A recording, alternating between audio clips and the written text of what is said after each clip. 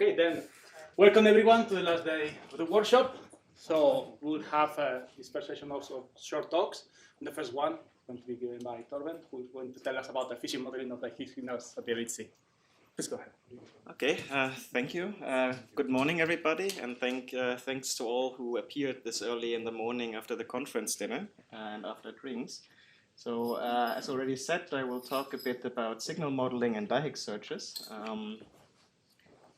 I should learn to look at that screen. So I will not motivate double Higgs again. I think we had plenty of talks this week that told us all about Higgs and why it's important. And I will just say, okay, Higgs is at the moment one of the hot topics at the LHC. But actually, I will talk a bit of an aspect that I like about Higgs the most. So we're getting sensitive to the standard model. We likely will see it in the Halloumi LHC. But actually, Higgs has a very rich beyond standard model phenomenology that we as experimentalists can cover at the same time while we try to see if the standard model is realized. However, when we do all these different beyond standard model scans, we get a lot of parameters and different signal shapes that we can encounter. So, for example, here on the bottom right, you see in heft in Higgs we often deal with heft. You see a lot of different Feynman diagrams contributing with actually 5 different coupling modifiers. So if we want to scan them, maybe make some nice 2D likelihood scans, like you see here on this slide, then we actually have to basically produce a lot of different signal shapes. So let's say we want to scan 2 parameters, want to scan each of them in a range with maybe 20 different values, then it's 20 times 20, so that's already 400 different signal templates. We need to simulate all of them. We, in principle, need to process them or make histograms for all of them. They also have systematics, so that gets technically challenging pretty fast. So how do we deal with this?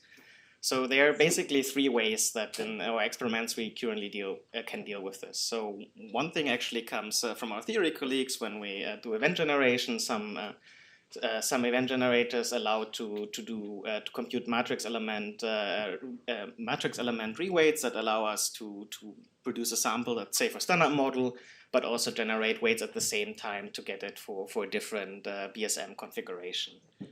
This is probably the most correct of doing this, but it also still comes with some disadvantages. For one, it's still the extra BSM scenarios are not completely for free. They still blow up the time that we need to generate the events. We also need to know beforehand exactly which points we want to scan. And then we save maybe a little bit on the generation, but we still need to make histograms for all the signals and process them.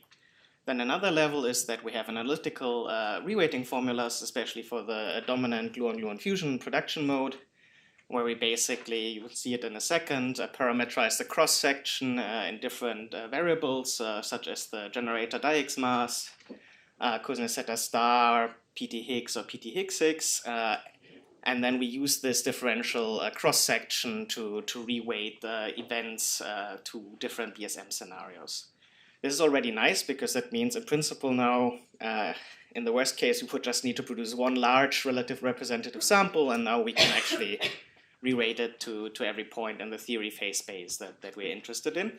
But we still basically need to build signal templates for all of those, put them through all of our analysis, store them. So again, we need 400 different histograms without systematics just for one 2D scan or something like this for one channel, for one category that we look at. So this also still is quite costly.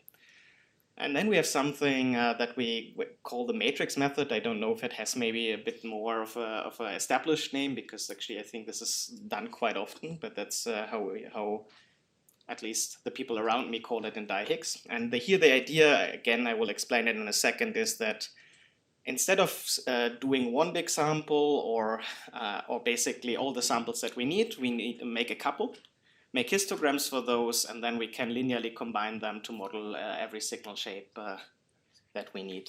Maybe one point that I forgot, going back.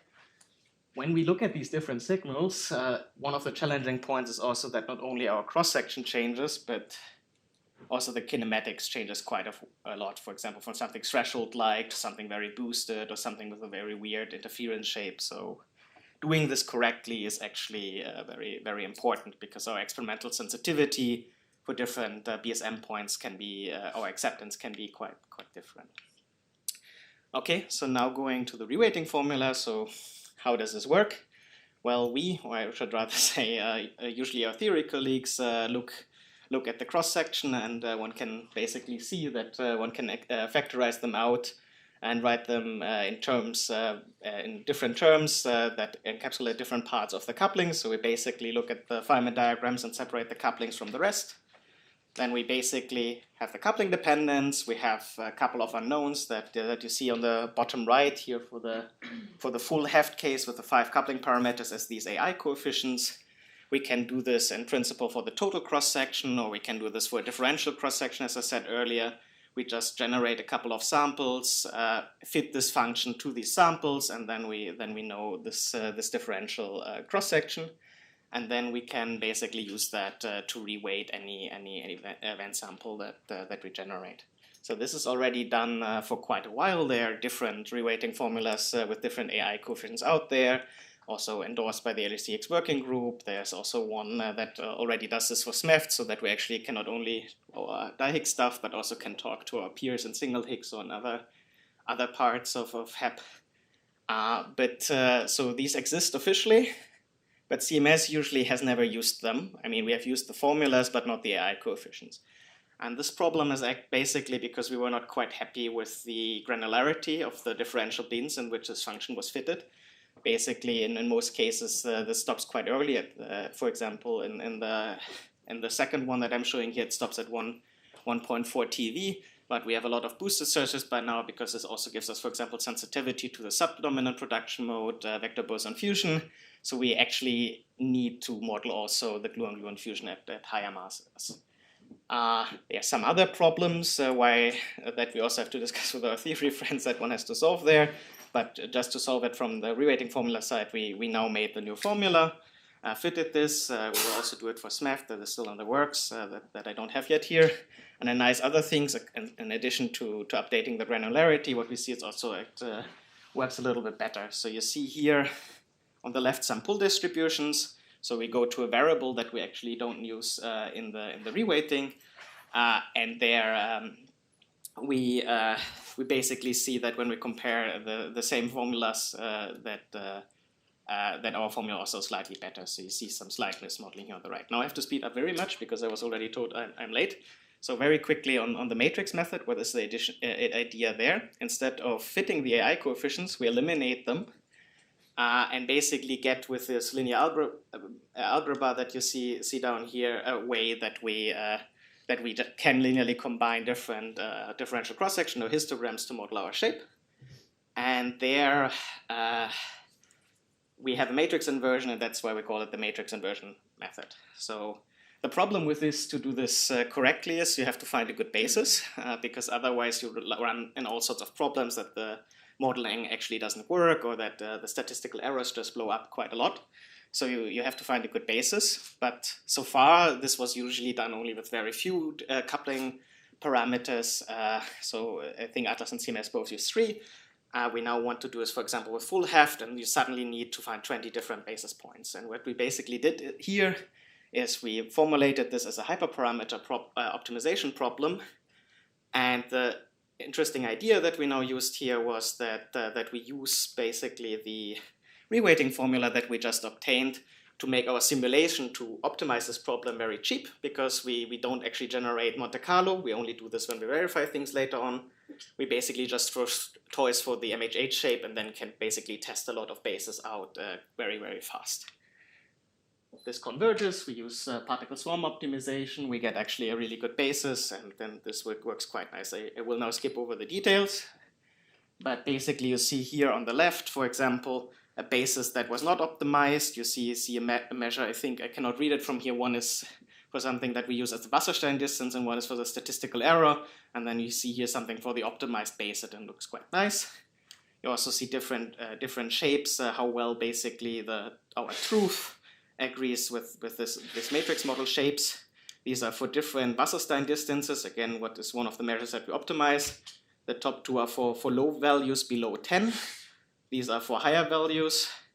And basically here you see a distribution of all when we verify it on LHE events, and you see that actually of the shapes are closer to the one on the top than on the bottom. So I think we're doing quite well. That brings me to my summary. So we at the moment have several efforts ongoing, not only the ones that I presented, and we actually hope to include them in the report 5 of the LHCX working group, and there will also be a working group 4 meeting, the LHC workings group in a few days from now. And if anyone here, especially from Atlas, wants to collaborate or help us finishing these reports, then we are quite happy to. Because one thing that I should say is I'm usually a CMS person. You might have seen there's no CMS logo on this, so that is intentional, so that we also can collaborate with Atlas and theory people. And so far, we also try to verify it on simulation within the experiments. This is all LHE events or the reweighting formula, as I said. So this is not really CMS dependent in that form.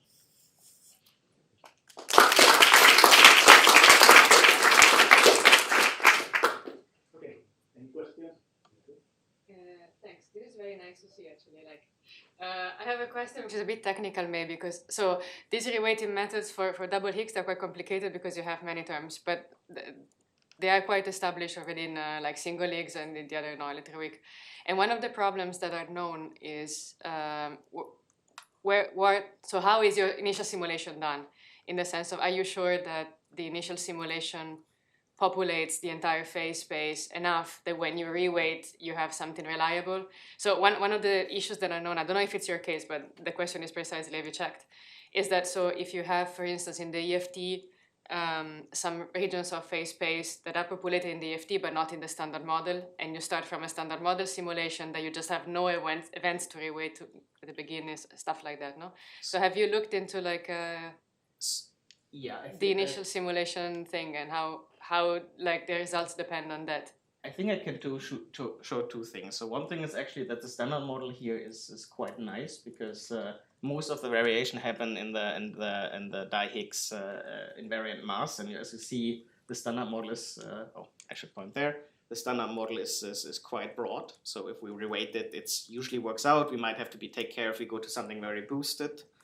But there also, when you just look at the reweighting formula, in the papers, you usually find different recommendations. So you can either reweight one sample. For example, you see here something with SM-ref, and you see also this multi-ref. So you can also, for example, combine different samples and then reweight that, depending on how you want to use the differential cross-section to do this. So I think that's less of a problem of the reweighting formula, the reweighting method. It's more urging experimentalists like myself to take care and cross-check occasionally that what we model still makes sense. Maybe do a few direct simulations for different kinematics and actually see, okay, when we model this, we don't run into weird statistical problems. Or also, actually, for the reweighting method, this is not a problem. But for example, for the matrix method that I showed at the end, if you don't do this correctly, you also can get things like negative cross-section, which do not only make no physical sense, but also crash our tools when we fit the likelihood. So yeah, we run into these issues quite often.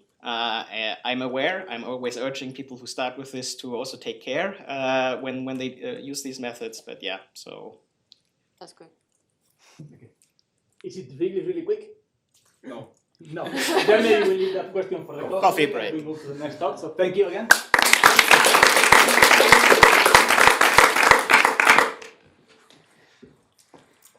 Okay. Now we have Alexi, who is going to tell us about CRISPR production in the SMED heft on the Atlas side. So, I will let you know when you have 2 minutes left, okay?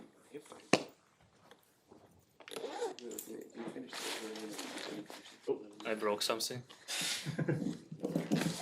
Just press again, I think. Press the back button. Yeah, but I want to. Yeah.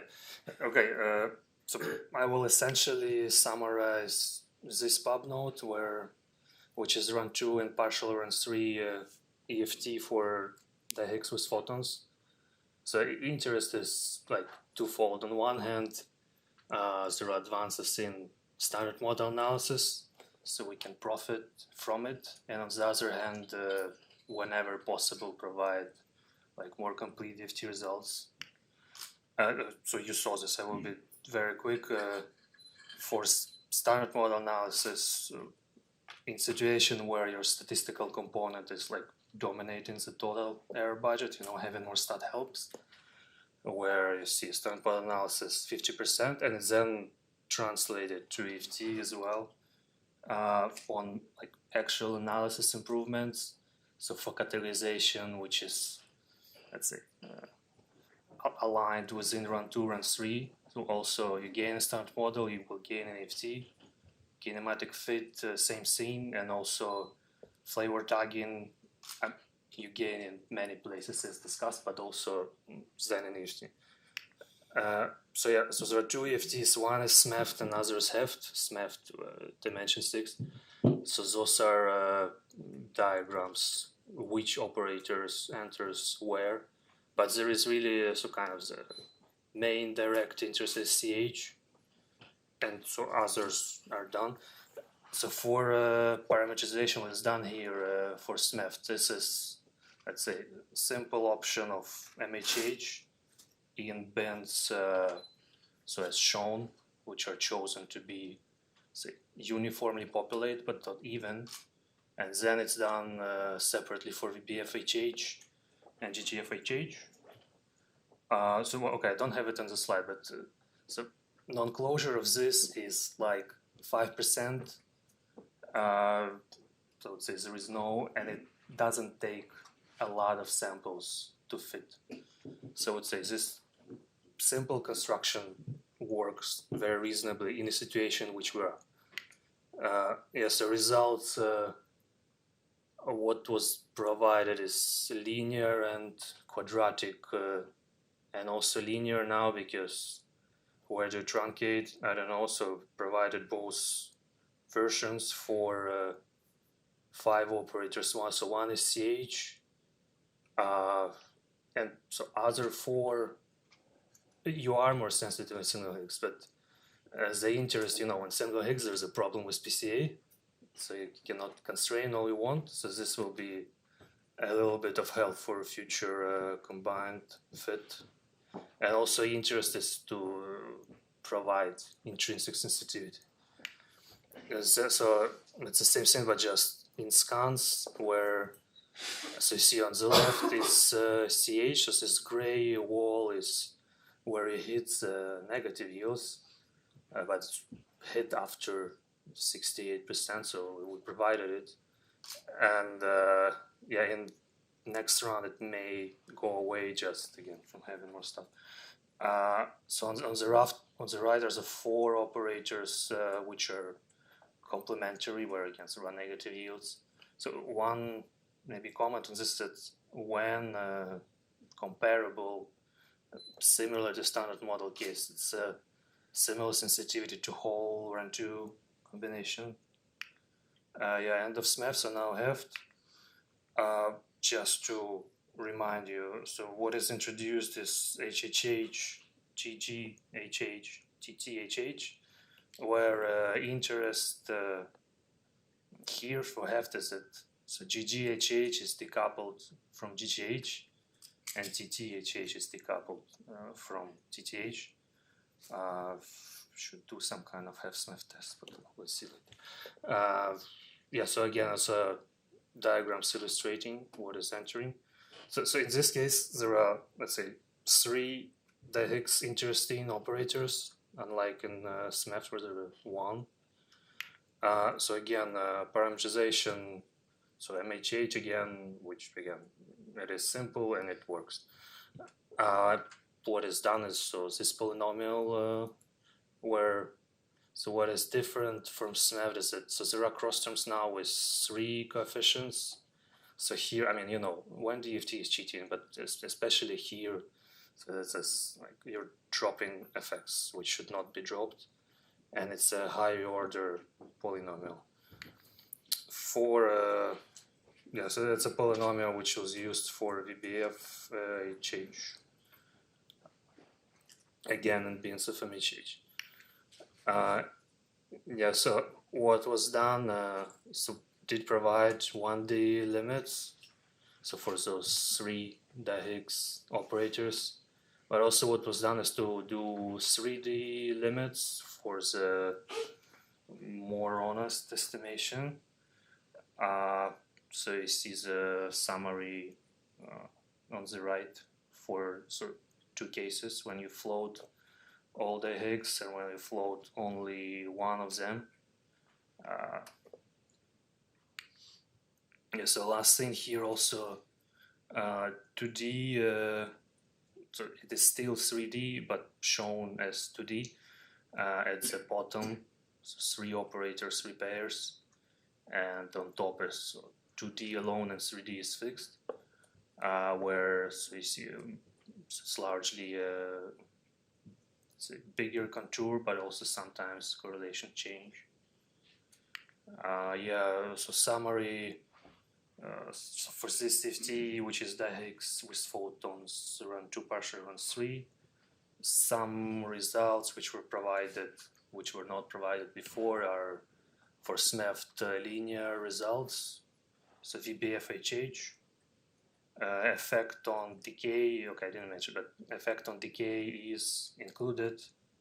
Parametrization of single Higgs background is done, which especially helps for like single Higgs operators. And also more operators provided for future combination reasons. So for Heft, provided 3D limits and included again VBFHH. So like when comparable sensitivity is close to whole combination, and some future work is, so interest is towards 5D Heft, for which you need like single Higgs, which may come either from single Higgs regions, if you're photons, you can do this, or from, okay, ideally, Higgs to Higgs combination, but it's also applicable to SMEFT. Yeah, that's all.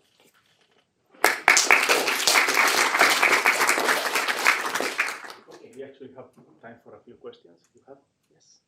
So a couple of questions actually. So when you show the 2D scans at the end, because both CMS and Atlas do not always state this. So you showed before this reweighting formula, but I guess what you're using here is also what I stated as this matrix method, just for my confirmation, right? So maybe I use. So you actually make with this reweighting formula templates for all the points that you scan. It's a RICO level reparametrization. So for well, photons are different, but like it's so it's done. You do standard model analysis, you get yields per category. Yes, but that means you still make histograms for all the points that you scan, basically. Yeah. Okay. But so it took so for this case, I think I generated maybe 60 samples with varying like randomly 5 coefficients, and then you fit it. Okay, maybe another question for this reweighting formula. The AI coefficients that are here, are these the ones from the last paper from Luca Cadamuro, or in a sense of cost at a star, and so it's. Or did you extract these yourself, or?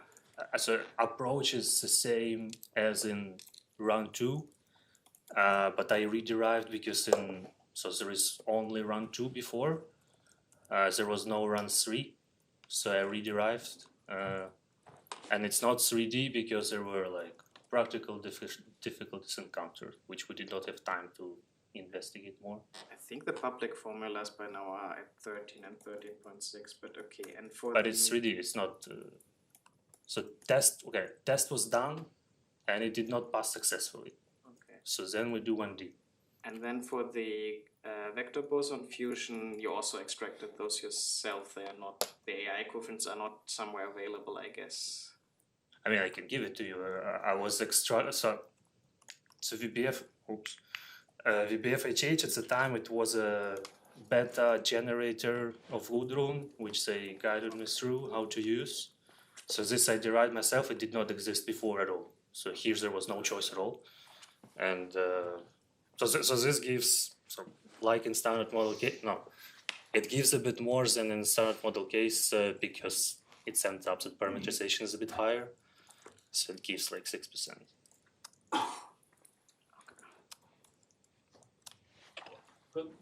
Any other questions? Yes. Yes, take on the VBF.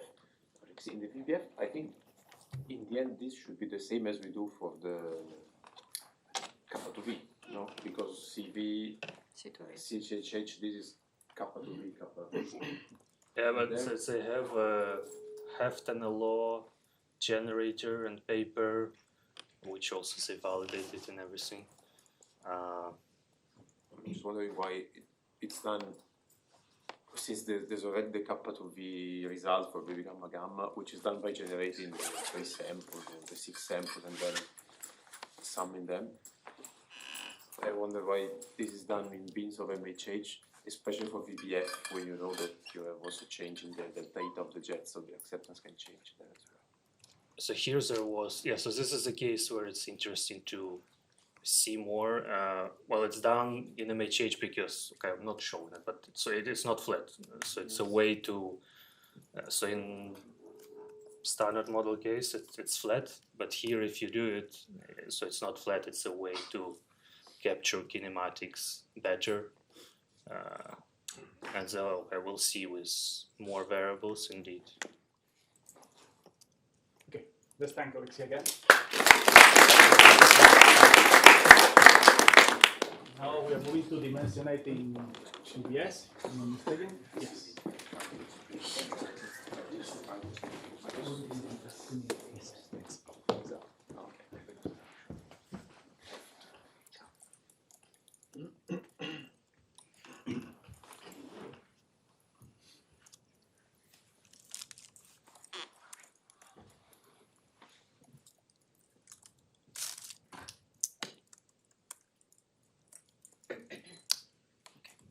Oops. How do I go? Okay. Oh, okay. Thanks for having me. I will talk to you about the magnificent word which is VBS VVH. First, clarify things. This talk is not a theory talk, not a Nobel Prize winning talk yet, and it's not a complete overview of EFT in experiment. It is, on the other hand, an introduction to VBS VVH, which is a relatively new analysis, and also a window on the links between EFT in VBS, in VVH, and in VBF Higgs.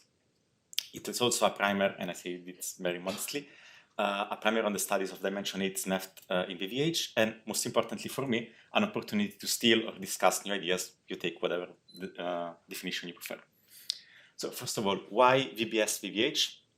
So if you look at the VVH coupling, this is currently studied mostly in VBF Higgs. And as you all know, this has implications for unitarity violation. While CV is very constrained, C2V is not very well constrained. So the question is, can we measure this coupling in any other way? And the answer is yes. So there was this new approach called the Higgs without Higgs, suggesting that VVH could be competitive with the Higgs. So on the left, you see the Feynman diagram for this process. And on the right, actually, the limits that CMS published some weeks ago. So this is something that can actually be done. What is it? The advantage of this is that actually you see that you have the vector bosons in the final states instead of when in VBF you fuse them and you lose them, which means this allows you to study the interplay of vector boson polarization and unitarity violations. And also it allows you to differentiate between the W and the Z bosons in the coupling. Then let's move to the second ingredient of my talk, which is SNEFT. So in the Lagrangian, you have some terms which brings you anomalous triple gauge couplings, and some terms which brings you anomalous quartic gauge couplings, which are the one that actually interest us. So then why dimension 8? Well, because the one that induced the anomalous quartic gauge coupling are dimension 8. And so the Lagrangian for this model is containing these S operators, the M and T operators, which have some kind of mixture of derivative in the Higgs and W's.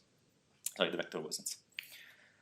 So a few words on the model. The base, what we used is the base for the anomalous quartic gauge coupling, containing both CP even and CP odd operators.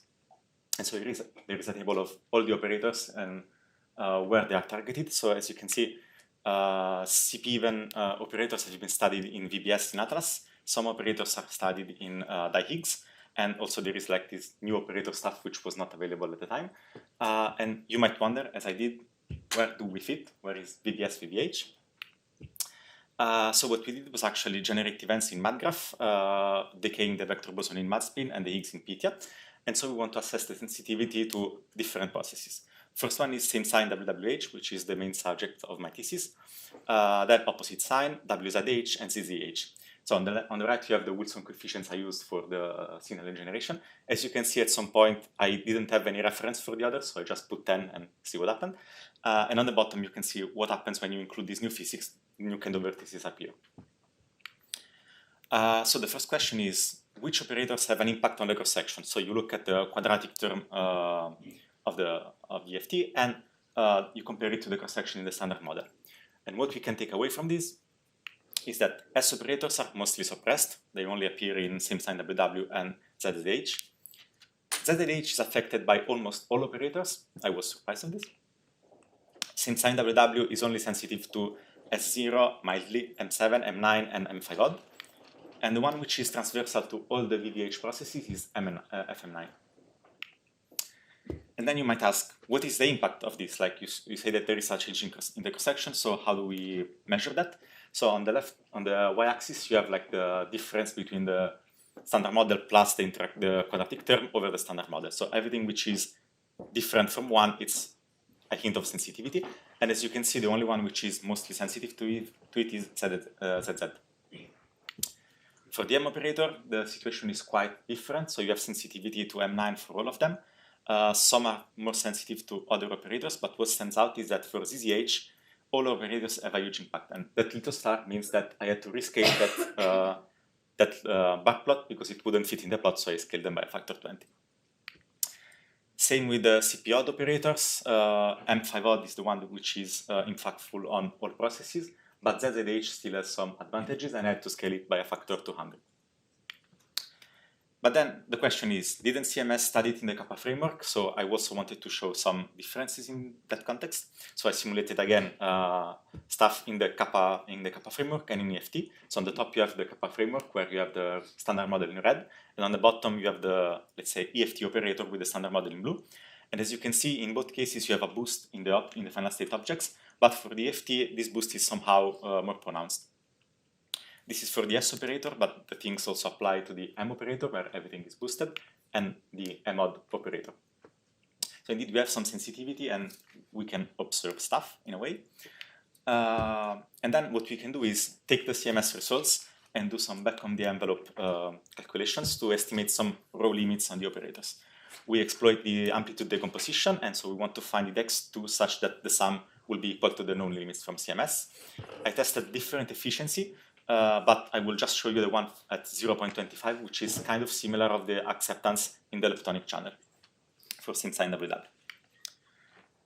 Sanity check, can we trust the amplitude decomposition, and is the interference negligible? So well, in these plots you can see that the decomposition works because the ratio between the sum and the full simulation is kind of okay, around 1, and the interference, which is the blue histogram, is very negligible. And so with that, I compared that to the run to VBS analysis results in Atlas. And on these plots, we have in black all the previous results, and the colored one are my results.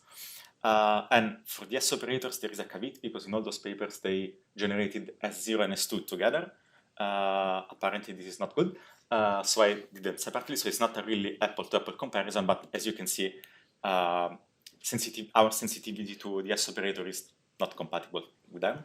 So we skip this and we go to the M operators. I had to chunk it into slices, so this is from M0 to M3. And for M0, only ZZH seems to be comparable. WZH performs better than WZ. For M1 and M2, the expected limits are in the same ballpark as the other analysis. M3, we are always less sensitive, and ZZH is the most promising one across all the operators. For M4 and M5, only same sign WWH is doing worse. For M7, the limits are quite similar for all, and for M8, WZH is compatible. There is no benchmark for M9, so you can only see my limits, which are quite stringent. Same, no benchmark is available for CP odd, so I just dumped this table here, and the most promising might be M5 odd. Next question. Isn't the CNRS paying you to study same sign WWH? And the answer is yes. So this is a table coming from the recent publication from Atlas. So the left part of the table is from the publication, the right part is from my studies. And here I also decayed the W into the different channels. So we have the fully leptonic, semi-hadronic, and fully hadronic. for all a bunch of the operators, and two things stands out. So in blue, you have that the semi-leptonic and hadronic channels provide limits which are in line with all other studies. And in red, you see the one which are most promising, which are M7 and M9 operators. Oops, sorry. So to conclude, I show you that we can have some direct sensitivity to quartic gauge Higgs coupling, and we also have some sensitivity to these dimension 8 EFT operators. Different decay modes, like different VV actually in the channels found to probe complementary combination of S and M type operators, which highlights the importance of a combined interpretation. Expected limits on dimension 8 of operator were estimated by reinterpreting the published CMS limits. And the results indicate that we can provide some sensitivity which is complementary to existing VBS and AX measurement. The hadronic and semi-leptonic channels in SIMWW show the strongest expected sensitivity, and there is a caveat here. But these first estimates are based solely on cross-section information. But of course, if you add some differential observables, we could enhance sensitivity and characterize more our signal. Thank you.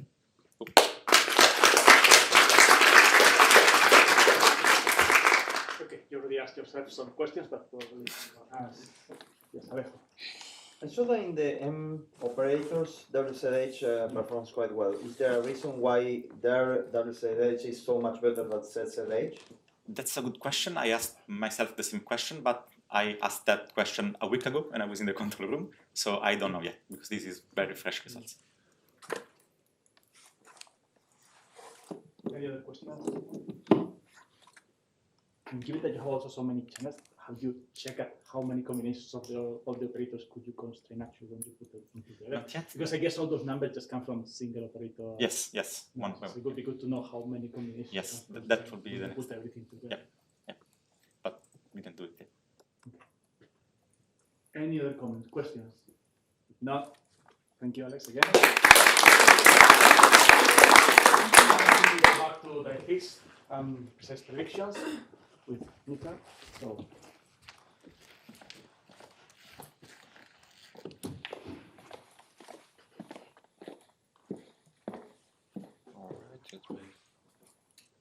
It works. So, hello everyone, good morning. I'm Michał, coming from Padova, and I will talk today about the project that I've done in collaboration with Ramona and our master student Joya in Padova, which is precise predictions for double Higgs production associated with a vector boson in effective field theory, or shorter VHH production. It's a process. Here we have the three-level diagrams, so leading order diagrams contributing to it with corresponding effective coupling modifiers. So this kappa 2v, kappa v, and kappa lambda, and so it has only the fourth largest cross section among double Higgs production channels, with the combined cross section at the LHC of around 1 femtobarn. But among other things, it's interesting because it can probe the Higgs vector couplings independently and test whether they are universal, meaning that whether Higgs couples to W and Z bosons in the same with the same strength. Also, another reason why it's just worth looking into this is that there are already some efforts from our experimental colleagues to actually probe this process, with current constraints being rather weak. But then it's a very rare process. Then so that's what can you do with this? Okay, and our goal in this analysis in this project was to provide precise predictions at next to next leading order in QCD for this process in effective field theories. By that, here I mean leading order heft and dimension 6 SMEFT. And in this talk, I will focus only on the leading order heft due to the time constraint.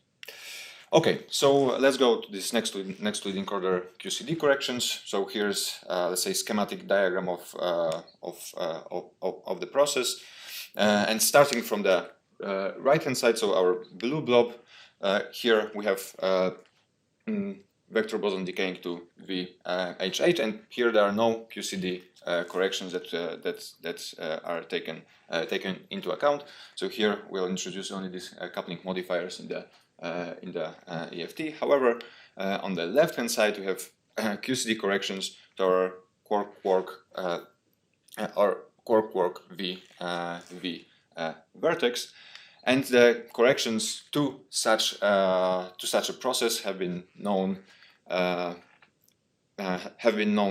to next to leading order in QCD, and take into account these corrections for VHH is basically done. We do it in analogy to VH production at next to leading order in QCD, and basically the procedure, like taking into account these QCD corrections in the EFTs as we take them into account, is basically the same as in the standard model, meaning that we consider EFT corrections to this blue blob, so this blue vertex, and QCD corrections to the one to this vertex, red vertex on the left. Okay, so apart from the corrections I showed you before, there are some ZHH specific next to leading order QCD corrections which appear at next to leading order, and here I just give you the schematic diagrams of schematic diagrams of examples of such corrections. So apart from these Drellian corrections from the slide before, we also have these additional diagrams. And in the end, we can write down our cross-section in a schematic way. Then we have our leading order cross-section plus these Drellian contributions to quark V vertex and this additional ZHH specific corrections. Okay, and let's look how does it look in the standard model. The question is whether this next to leading order effects matter at all. So we can see from this snapshot of the table that for the ZHH productions over here, the next to leading order effects matter. They give additional around 15% contribution from next to leading order to next to leading order, and that's due to these additional diagrams that I just showed you before. Just because they appear at the next to leading order only. And for the WHH, there is no such effect. The main effect from going next to leading order to next to leading order is lowering the uncertainties, especially the scale uncertainties. So the results that I'm displaying here are in a form that I provide the central cross section, then the scale uncertainties, so this asymmetric uncertainties, and then this symmetric alpha S plus PDF uncertainties. So now let's go into the leading order heft. So again, here are here example of diagrams that contribute. So in leading order heft is basically equivalent to the kappa framing that we have already seen during the first two talks. Today it's widely used by our experimental colleagues. And in it we basically introduce the coupling modifiers, which are multiplicative factors, which I call kappa here. In this case we have kappa, we have kappa V, kappa 2V, kappa lambda, that's the green one, and kappa T, that's the coupling between top quarks and Higgs. And with it we can write down our cross section in terms of in the form of polynomial, which is in terms of our kappa parameters and this I coefficients. Again, you have seen this already today. And once we run our simulation enough times, we can determine these A coefficients, and this can give us the precise prediction for the cross section for any values of our kappa parameters. And that's what we have done. And here's the snapshot of the results for the 13.6 and 14 TeV alongside the corresponding uncertainties. Okay, and these are also the results that we provide. So in the end, in the paper we provide these AI coefficients with which you can generate or predict the cross section for any value of our kappas, and that was done like thinking that so you have some first analysis towards constraining this process or measuring this process, and there will be some EFT interpretation at some point in the future, and we wanted to say make it easier to streamline this and already now provide this parameterization. And apart from this, the central values for this AI coefficients, we also provide the covariance matrices for all of the coefficients with which you can actually calculate the uncertainties for the cross sections for again any value of this our kappa coefficients. And with it, since we have done it, you can just generate any value of the any value of the cross section. Here is just the again exemplary plots where you have the cross section as a function of kappa lambda from the -1 to roughly 6 with uncertainties for W plus HH production, and in the panel below you have this kappa factor, which is basically tells you what's the contribution of the next leading corrections in comparison to the leading orders of the tree level of the process. And with this parameterization, you can do any sorts of things and generate any sorts plot of plots like this, of course. And the last slide, it's like going to the ZHH production. The picture is very similar, only that we have more. The polynomial is basically much longer because we need 18 terms to actually parameterize this cross section. So there we have more degrees of freedom, but in principle logic is the same. Having run enough the simulations enough times, you can actually obtain the central values for these AI coefficients and the uncertainties.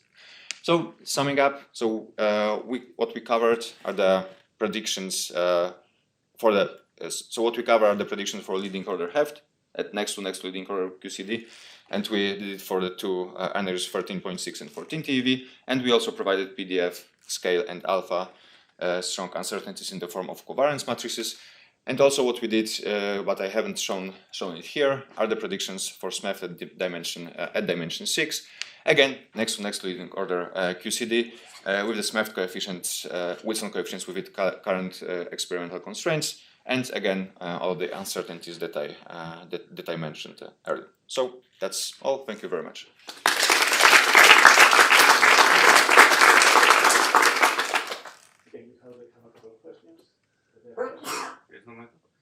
Thank you, Michal, for the simulated presentation. Could you go to slide 12? We are showing these QCD corrections to cross sections. 12, yes. Yes.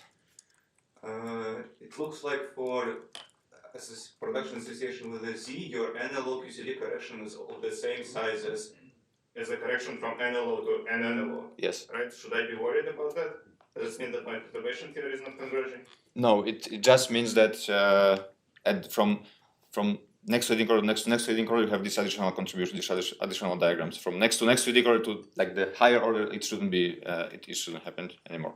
Like so, basically also from leading order to next leading order, they're basically the same order for W, HH, and ZHH, and that means that you basically take into account these contributions in both of them.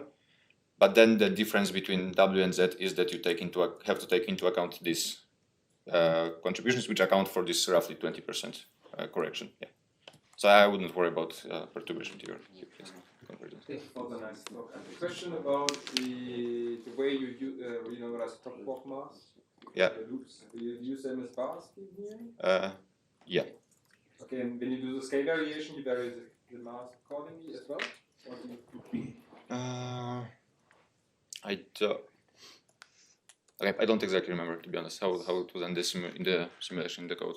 I have to check that. Really short one. Do you also have to look at bottom mass effects? Yes, bottom is also included. Yes. Yeah. Okay. Yesterday we had like this short discussion on maybe including also next leading order heft operators at one level, because there might be some operators which arise with also strong coupling, proportional to the strong coupling constant, and therefore might be of a similar size as the next leading order QCD corrections. Would you say that like the size of the next leading order QCD corrections could also be like an estimate of like the effect of neglecting like higher order operators? Perhaps, maybe. I mean, one will have to actually do this calculation to estimate. But yeah, maybe. I mean, okay. In the end, why we also don't take into account next to leading order like Heft contributions is that we don't have any constraints on the Wilson coefficients of them. So logic was just to provide a tool for experimentalists to do this. That's the leading order Heft, and then what we can do with the next leading order. That's kind of a dimension 6 method. Maybe this is where you can also kind of get an estimate on how big might be the next leading order Heft effects from the effects of dimension 6 method. Yeah, that's. It's a good question for the coffee break, right? It is. So, let's start.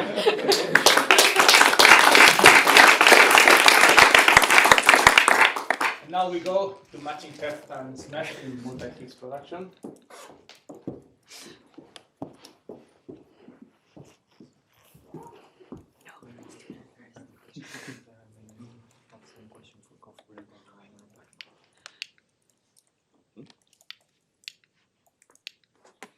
Okay.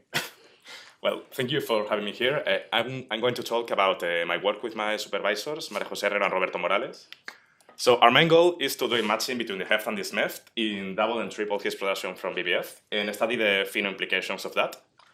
We are doing an amplitude level matching, and we have two main goals. First of all, we want to obtain a proper set of Heft operators that match dimension 6 SMEF, and we also want to match the 4 derivative operators, which are dimension 8 in this SMEF, that are most relevant for double Higgs production. So this method at this point is no introduction. Just simply let me introduce the operators that participate from dimension 6, which are those 6 right there. And then from dimension 8, we take 3 operators that contain 4 derivatives, because those are the most relevant for the double Higgs production, as they make the amplitude grow as S square. Now, for the Heft. In the Heft, the Higgs is introduced as a singlet, as opposed to the doublet from this method. And this has consequences that the couplings of different number of Higgses are uncorrelated to each other. So for example, this is the pointer. Yeah. So for example, here A, B, and C, this is the leading order Lagrangian of the Heft.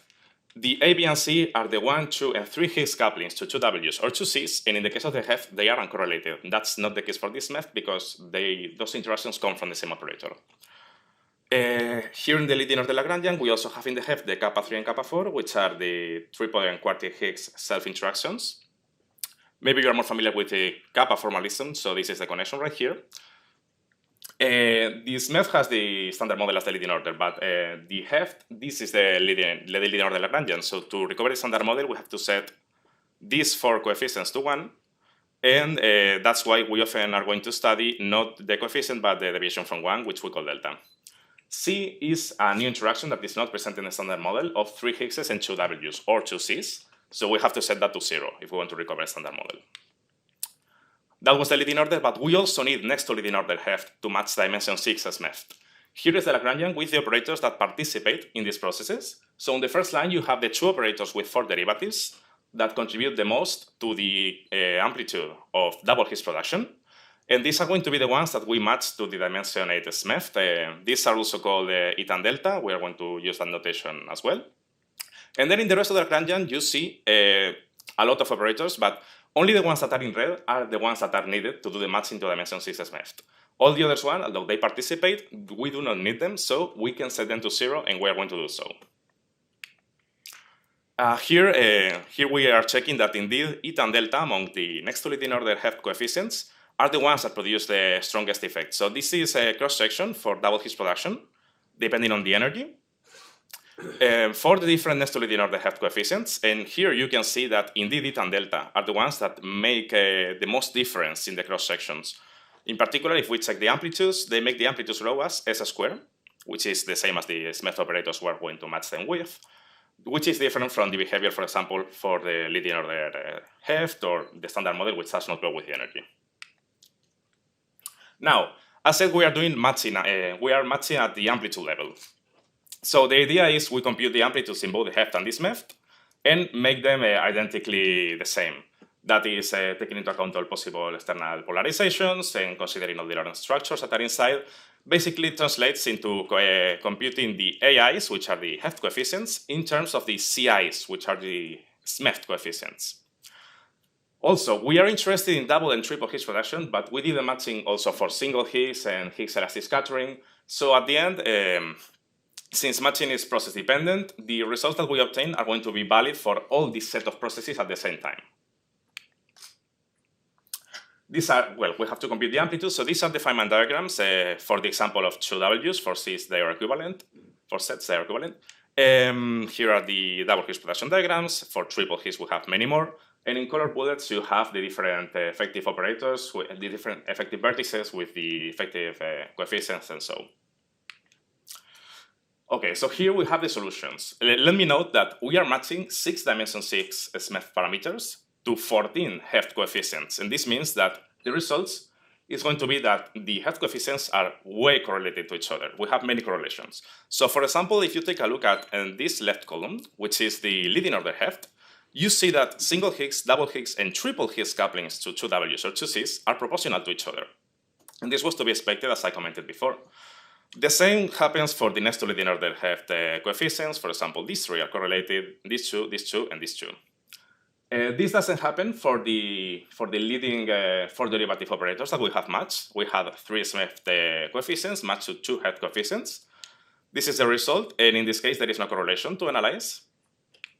But okay, here you have a summary of the most important correlations that we find when matching the 2 theories. And this is really important because if we measure something that does not coincide with these correlations, this will favor strongly using the Heft over this SMEF. Another straightforward consequence of this matching is that now we can take the bounds that we compute for this SMEF from global fits and so on, and we can apply it to extract bounds to the Heft parameters. For example, we took these bounds for this SMEF from last year for a high energy scale for TV, and kind of eyeballed what would be the bounds of the Heft coefficients that we derive from them. I'm not going to comment all of them, but for example, if you take a look at this delta V, which is delta kappa to V, you see that it is very close to the actual bounds on the Heft coefficient. Finally, it is interesting to look at the high energy behavior of the amplitudes for both EFTs. This we only do at the leading order in both EFTs. Okay, so for double Higgs production, this has already been commented before in previous talks. The cross-section, which in the standard model does not grow with the energy, in general in the Heft is going to grow with S, regulated by this particular combination S squared minus V. In this MEF, it is the same, but since A and B are correlated, the strength of this growth is going to be suppressed, and also this MEF is suppressed by powers of lambda. But the most interesting result is for triple Higgs production. In triple Higgs production, in the Heft, we again find that the amplitude is going to grow with S, regulated by this particular combination of A, B, and C. In the standard model, the amplitude does not grow with S. And in this MEF, the contributions that would make the amplitude grow with S cancel each other out exactly. So at the end, the amplitude again does not grow with S. This is a fundamental difference between both effective field theories. And if this manifests in a collider, which we will see in the next slide, then it is going to point strongly towards Heft over this MEF. Okay, finally, here you have some predictions for different colliders for double and triple Higgs production. And here we will see that the results of the subprocesses that we are seeing here translate into the full picture. First, let's take a look at these 2 plots on the left. These are predictions for the LHC, for double Higgs production in BBF, so with 2 jets and with BBF caps applied. And you see that if we study as a parameter A squared minus B directly, no, not A versus B, you see that the control lines become almost flat. This means that this parameter, this parameter is really what is regulating the growth of the cross section. So in this in the Heft, we can go vertical in this plot and we can have strong enhancements of the cross section. But if we take this MEF, since A squared minus B, since A and B are correlated, A squared minus B goes as 2 delta A. Delta A is really constricted, so in this MEF it is much more difficult to get an enhancement in the cross-section that it is in the Heft. Then, for triple Higgs, we choose as an example an E plus E minus collider, and here you have the cross-section for different values of B and C. So again, in the Heft, you can go and get an enhancement in the cross-section, a very large enhancement of the cross-section, but this MEF lies perfectly within this minimum of cross-section. So again, the behavior of the subprocess has translated to the full picture. So in this method, it is much more harder to obtain an enhancement of the cross-section, and we will need to go to dimension 8 to compare to the leading order Heft. I don't know how much time do I have, but well, these are the conclusions. They are basically what I've been saying in the last few slides.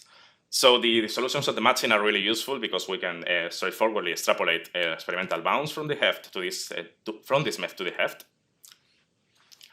Also, in the matching, we found several correlations that could be really interesting when testing for new phases in a collider to differentiate between the heft and this MEF, and also the high energy behavior of the amplitudes helps us in differentiating heft and its MEF. And that would be all. Thank you for your attention.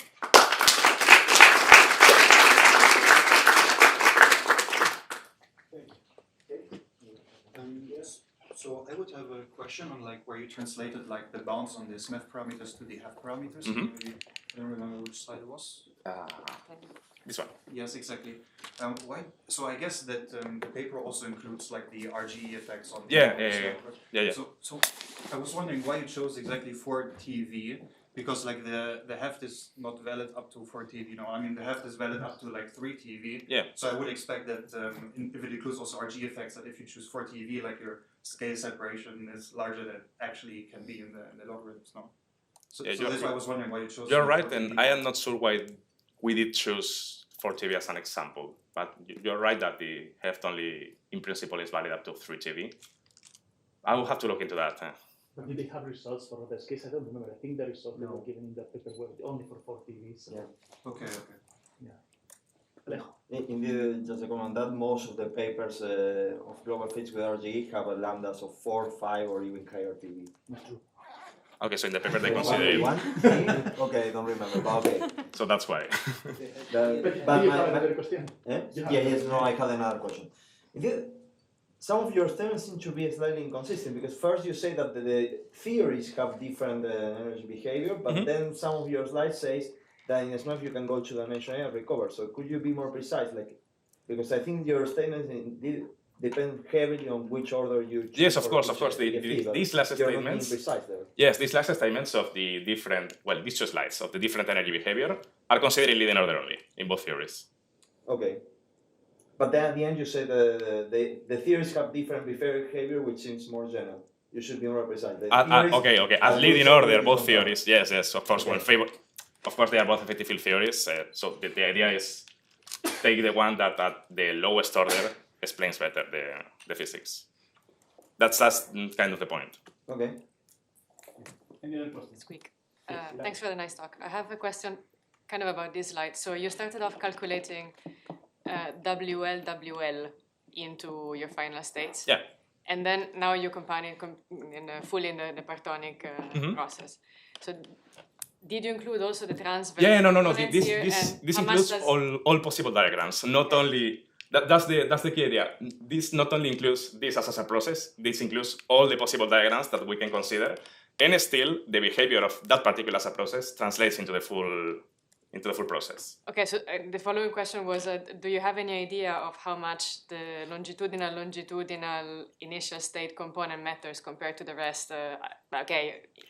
Well, I would guess. It depends on where, but maybe at large S it dominates, but I don't know, do you have a sense? I would guess that the longitudinal most dominate because they are the ones that behave this way, and the full cross-section behaves this way as well. But I will not. I'm not sure.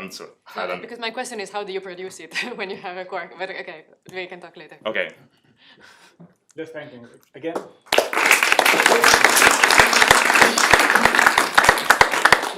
Constantine, you're in the next talk. Also on heft and smelting by Higgs. So go ahead.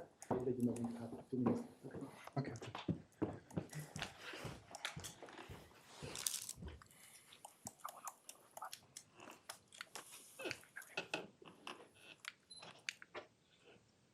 Does it work after trying this times? Once again. Just ignore the next slide. Okay, it was the Once again back. Okay, anyways, it was the cover slide anyway. So yeah, I'm going to talk about X production in the heft and in the SMEFT. And also I think I can skip parts of the introduction. So as we all know, we still don't have any direct measurement of the Higgs trinia and Higgs quartic self-interactions. However, they are very interesting because they enter the Higgs potential and therefore also determine its shape. And we've already heard some comments about baryogenesis. And of course, it's also an important probe for new physics, as new physics can alter the Higgs couplings. And I'm actually trying to tackle this question of what might lie beyond the standard model. So in order to probe the Higgs self-couplings and colliders, and here in particular the Higgs-3 linear coupling, we have two complementary approaches. The first one is a direct approach where the Higgs-3 linear enters at leading order in the diagrams, and there the only viable process that we have at the high luminosity LHC is Diox production, and there you can see an overview over the different Diox production channels over several orders of magnitude in the center of mass energies. And there you see that always Diox production from gluon fusion, which is the red curve, gives the dominant contribution. And currently we're at around 13-14 TeV, where the cross-section is 30 femtobarns. So it's pretty small. However, we can be optimistic due to sensitivity projections for the high luminosity LHC. And then on the bottom you can see the typical diagram where the Higgs-3 linear enters in the standard model. However, this process will also be sensitive, of course, to other anomalous couplings. So, for example, Yukawa modifications of the gluon couplings to quarks, and so on. And then for completeness, we also have the indirect probes on the right-hand side, and there a particularly interesting process is going to be a plus C minus 2ZH at the FCCEE. And again, on the bottom, you can see such a contribution where the Higgs-3 linear enters in next to the order corrections, and this process also has been studied in the context of the SMEFT and for generalized Higgs potential. So now I would again introduce the standard model effective field theory, just to make it short. Like the effective operators are constructed out of the standard model fields and the respective standard model symmetries. Then our Lagrangian is organized according to the mass dimension of the effective operators. And this leads to this 1 over lambda prescription here in the Lagrangian, and this also translates to the level of observables, such that SMEFT observables are expanded in these dimensionless ratios v squared over lambda squared and p squared over lambda squared. And then on the bottom of the slide, you can see such an example for a SMEFT cross-section here. So we have our leading standard model term, then we have the interference between the standard model and the dimension 6, and then at dimension 8 we have two contributions, namely the dimension 6 squared and the interference of the standard model with the dimension 8. And then on top of this EFT expansion, which is controlled by the lambda powers, we also have our perturbative expansion, which is controlled by powers of 1 over 4 pi squared. And this in particular means that we can calculate the sigma i's here up to the desired loop order. And this is independent of the EFT expansion. So essentially we have two orthogonal expansions in this MEFT. And then on the other hand, we also have our Higgs effective field theory, or HEFT.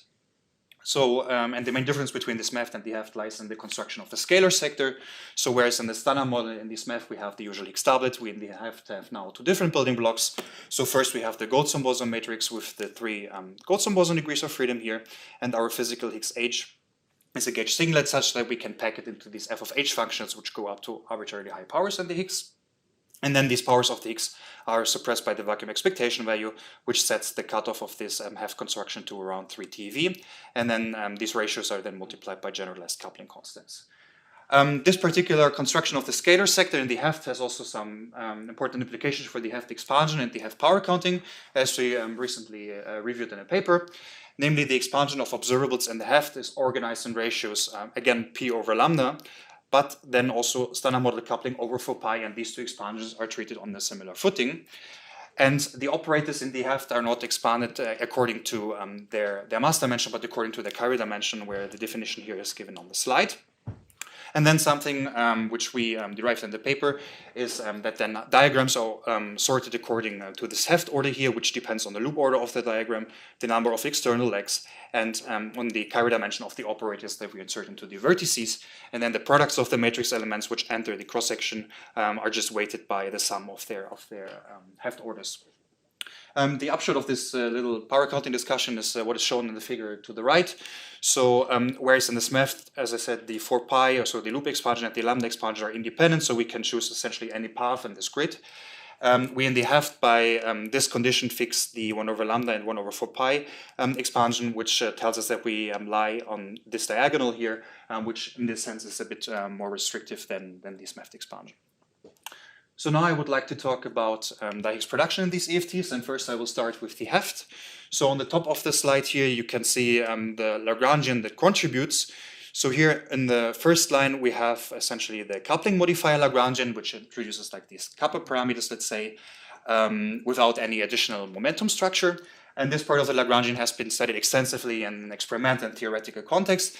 And in particular, the contribution of this kappa Lagrangian to Diox production is known also including next to order QCD corrections since 2018. However, by reviewing the power counting, we realized that going to further order in the loop expansion, we also have to go further orders in the EFT expansion at the same time. And this led us to add the second and third line to the Lagrangian. And this contribution we calculated in our work, and the corresponding some example diagrams are shown here. So then we wanted to use the results of this calculation in order to also make a Fino analysis. And something which is studied very extensively in the context of die-Higgs production are shape analysis in the invariant mass distributions. So first we looked into, again, like this coupling modifier Lagrangian, which has been studied in the literature before. And we developed a little clustering algorithm. And here you can essentially see the result in order to cluster significant shape modifications together.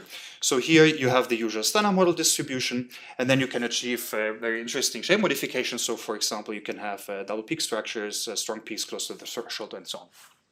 And then we were interested whether these clusters are still representative once we add our higher dimensional or higher order operators in the heft on top. And there we indeed found that these clusters still cover 95% of the parameter space. So for the invariant mass distributions or for the invariant mass shapes, it seems to be still fine to use clusters that have been used in the past before. However, you can have a nice sensitivity, let's say, to these higher order operators in the angular observables, because of course they have more difficult momentum structures, let's say, and therefore they can show large effects in the angular observable distributions. However, also there we found that probably a bit more precision will be needed than what current projections for the high luminosity LHC indicate. Okay, so now I have to be a bit fast because I don't have time. So the second part is on these MEFTs. So first at the dimension 6. So here you can again see the Lagrangian that contributes in this MEFT at dimension 6. Again, we have effects that enter the Higgs-Grignard, Higgs-Top, and Higgs-Coulomb interactions. We have a chromagnetic operator, and we have 4 Fermi operators. And we had a Fino study including all of these. And since the 4 Fermi operators enter a 2-loop level, we also include the next tuning order QCD corrections in order to be consistent with the loop expansion. And then we did a study which compares both the linear and quadratic truncation approach. And again, we looked into the invariant mass shapes and identified benchmark scenarios here. For the quadratic truncation, so including the dimension 6 square terms. And there we saw that we can have similar features as in the heft in the invariant mass shapes. And then we studied what happens as soon as we go to just the linear truncation approach. And there we have 2 different cases. So for some or for 2 of these benchmark points, the change of truncation doesn't have a large effect because the quadratic terms are indeed subleading. So for example, for this benchmark point 2 here. And then for this benchmark point 3, for example, we saw that we can achieve drastic shape changes by changing the truncation, and that we also encounter negative bins and also negative cross sections. And this raises, of course, the important question of whether this is just a feature that linear truncation is a bad approximation for these points, whether there's a problem with the EFT expansion in these points of the parameter space, and if we could exclude, for example, these kind of shapes that we can produce in the heft, whether these kind of kinematic features would point rather to the heft than this MEFT. And in order to answer these questions, we're currently also studying the dimension 8 contributions and also including them to do a comprehensive comparison to UV models. And of course, the situation gets a bit more complicated at dimension 8 because the number of operators increases drastically in the basis. However, there's a relatively well-defined set that enters die-Higgs production from gluon fusion. And here I just would like to highlight that while before we just could include the top quark contribution because the light quark contributions were suppressed with the light quark mass, we now also have to keep the light quark masses because even in the vanishing mass limit, they can give contributions because we have these Q right H squared interactions, for example. And in these diagrams, the helicity structure is in such a case that we do not need a mass insertion. Therefore, even when sending the light quark mass to 0, these diagrams survive. And indeed, also these diagrams are divergent. So they are also required for consistency also with the renormalization group equations. So since I don't have any more time, I will come to my summary. So what is essentially available in the literature are the results for dimension 6 MEFT and heft in die-Higgs production, including extreme order QCD corrections. And we also studied the phenomenology in both of these theories. What is a work in progress is the dimension 8 calculation or the dimension 8 pheno analysis. And then we, of course, want to compare dimension 6, dimension 8, also with this MEFT. And we also want to compare to UV models in order to see which kind of values for the Wilson coefficients can actually be realistically realized. And for future goals and the wish list would be, of course, dimension 8, including next-leading order QCD, such that we can go higher order in the EFT and in the loop expansion together. It would be nice to identify clear signatures that point towards heft or SMEFT in the X production. And the sensitivity to higher order operators in both the heft and SMEFT and angular observables is a bit of a question mark, since this is also strongly tied to the experimental developments and the experimental sensitivity that we can achieve. Thank you.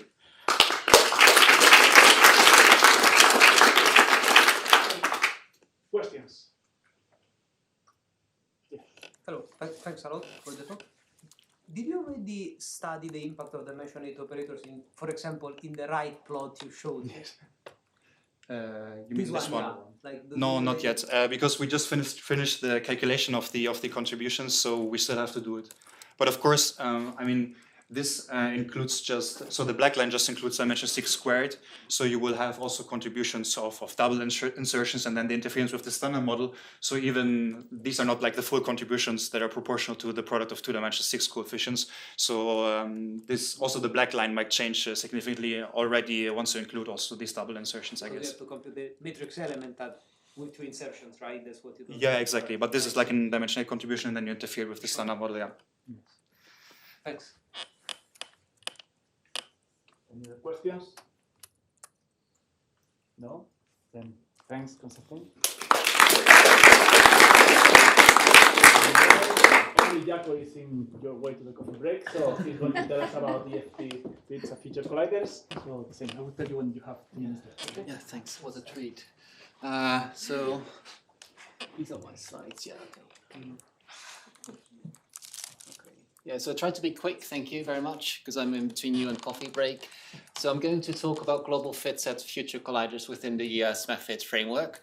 So just as a reminder, let me summarize again some of the features in SMEFIT. So SMEFIT is fully public, both the code as well as the predictions and the data. It runs on GPUs thanks to JAX acceleration, so a typical global fit at the quadratic level would run in a couple of hours, while this would take 24 hours or longer on CPUs. You can link external likelihoods. We have interface to Wilson to account for RG running at one loop. And also the fits can either be carried out analytically when you only have linear corrections, or numerically when you have quadratic corrections, in which case we use nested sampling.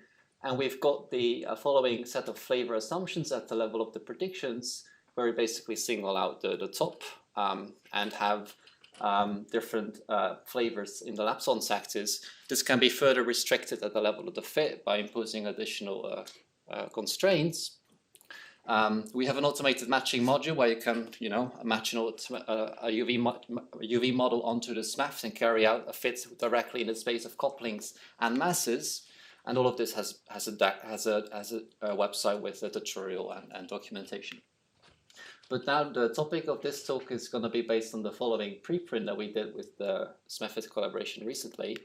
And there we took a multi-pronged approach, meaning that we carried out a dedicated assessment of the different future colliders in 3 different frameworks. So one was the kappa framework, second the effective coupling framework, and the topic of this talk is going to be the global fit framework.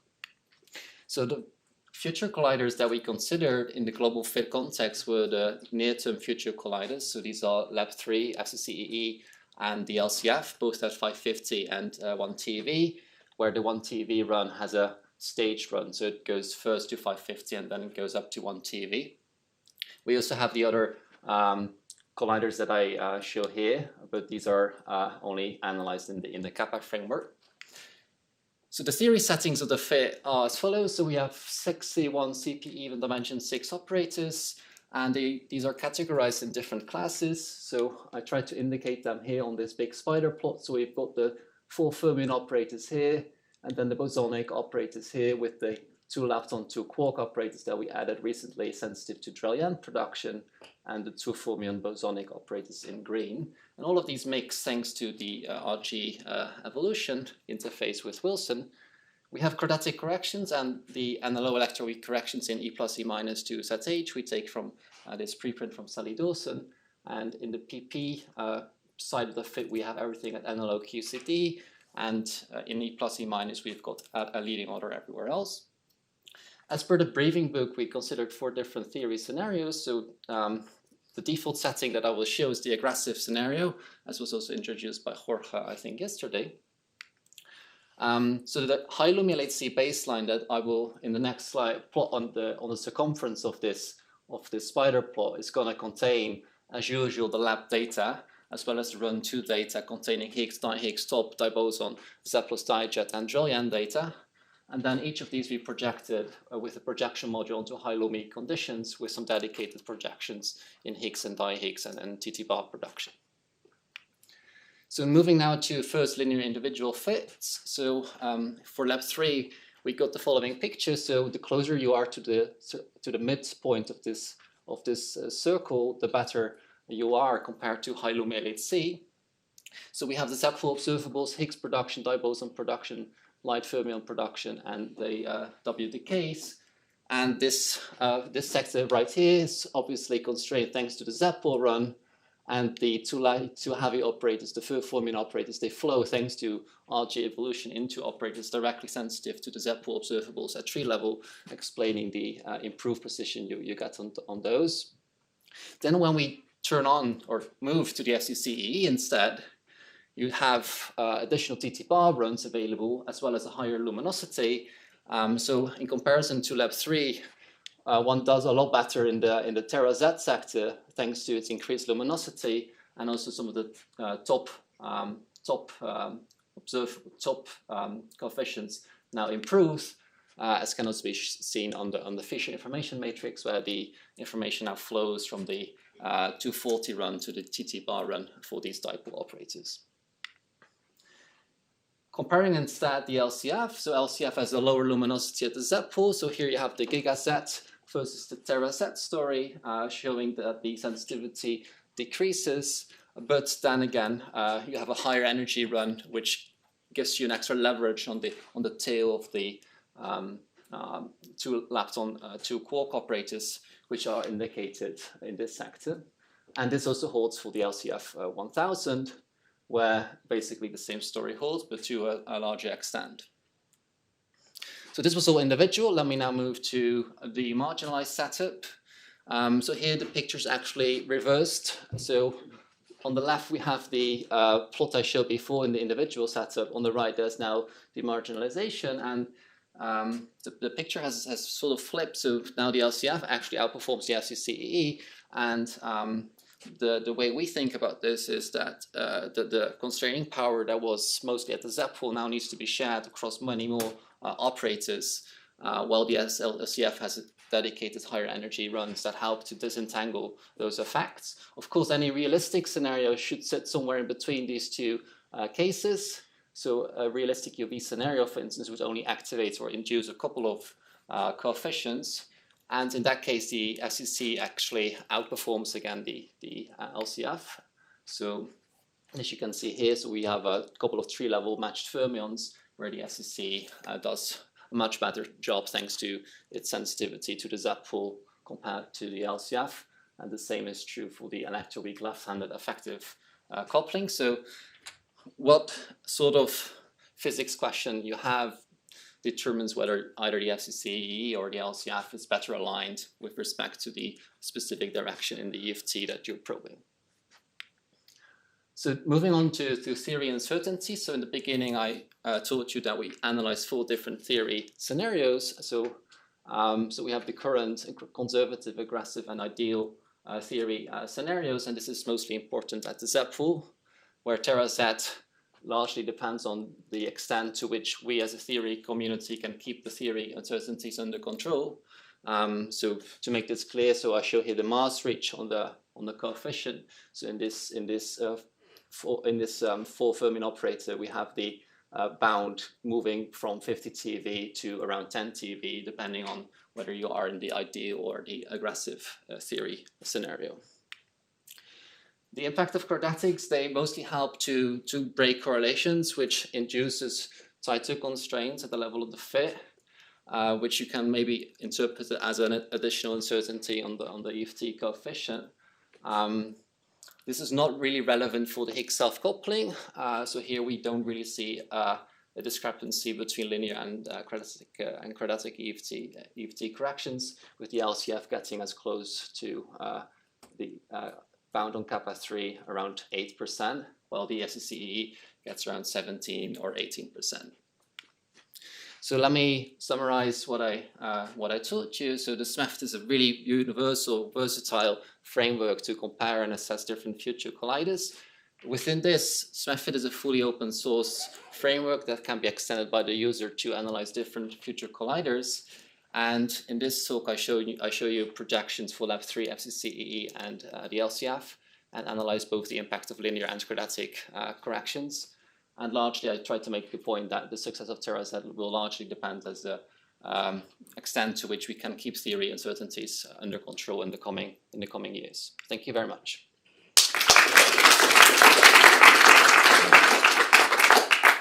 Thank you. Questions for Jacob? Yes. Thank you for the really nice talk. Do you know if, well, okay, do these kind of plots exist for the muon collider, for example? The spider plots, for instance? Yes. Yes. No, so the muon collider, if I go back to one of the first slides we have for the kappa framework, so the plots you see on the left. Mm-hmm. So we don't have the EFT predictions for the muon collider. Okay, but do you plan to do that or not really? At the moment, we're not looking into it, no. But you can look into it if you want. You can do the predictions. And technically, those we did already for the briefing book. So we have the information to produce those plots in the briefing book. The problems in the briefing book, everything was so condensed that we couldn't include that much information. But basically, there are predictions for many processes that could be used to plot the fit in the muon collider with some assumptions. And in the physics briefing book, the muon collider is also considered as a separate scenario, or always with? Okay. Well, this is his talk, not mine. So maybe we can discuss about that later, but if anyone else has questions for Jacob.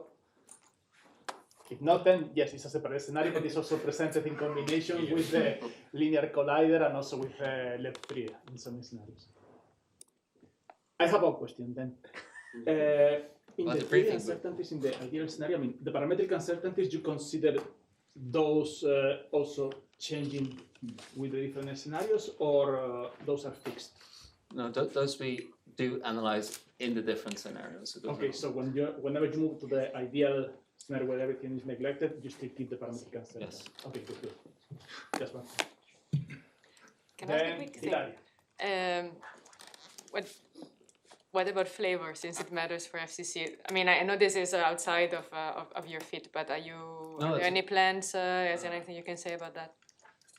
Yes, so what I didn't tell you is that we don't include flavor in the fit, which is of course really relevant, especially at FCCE compared to the LCF.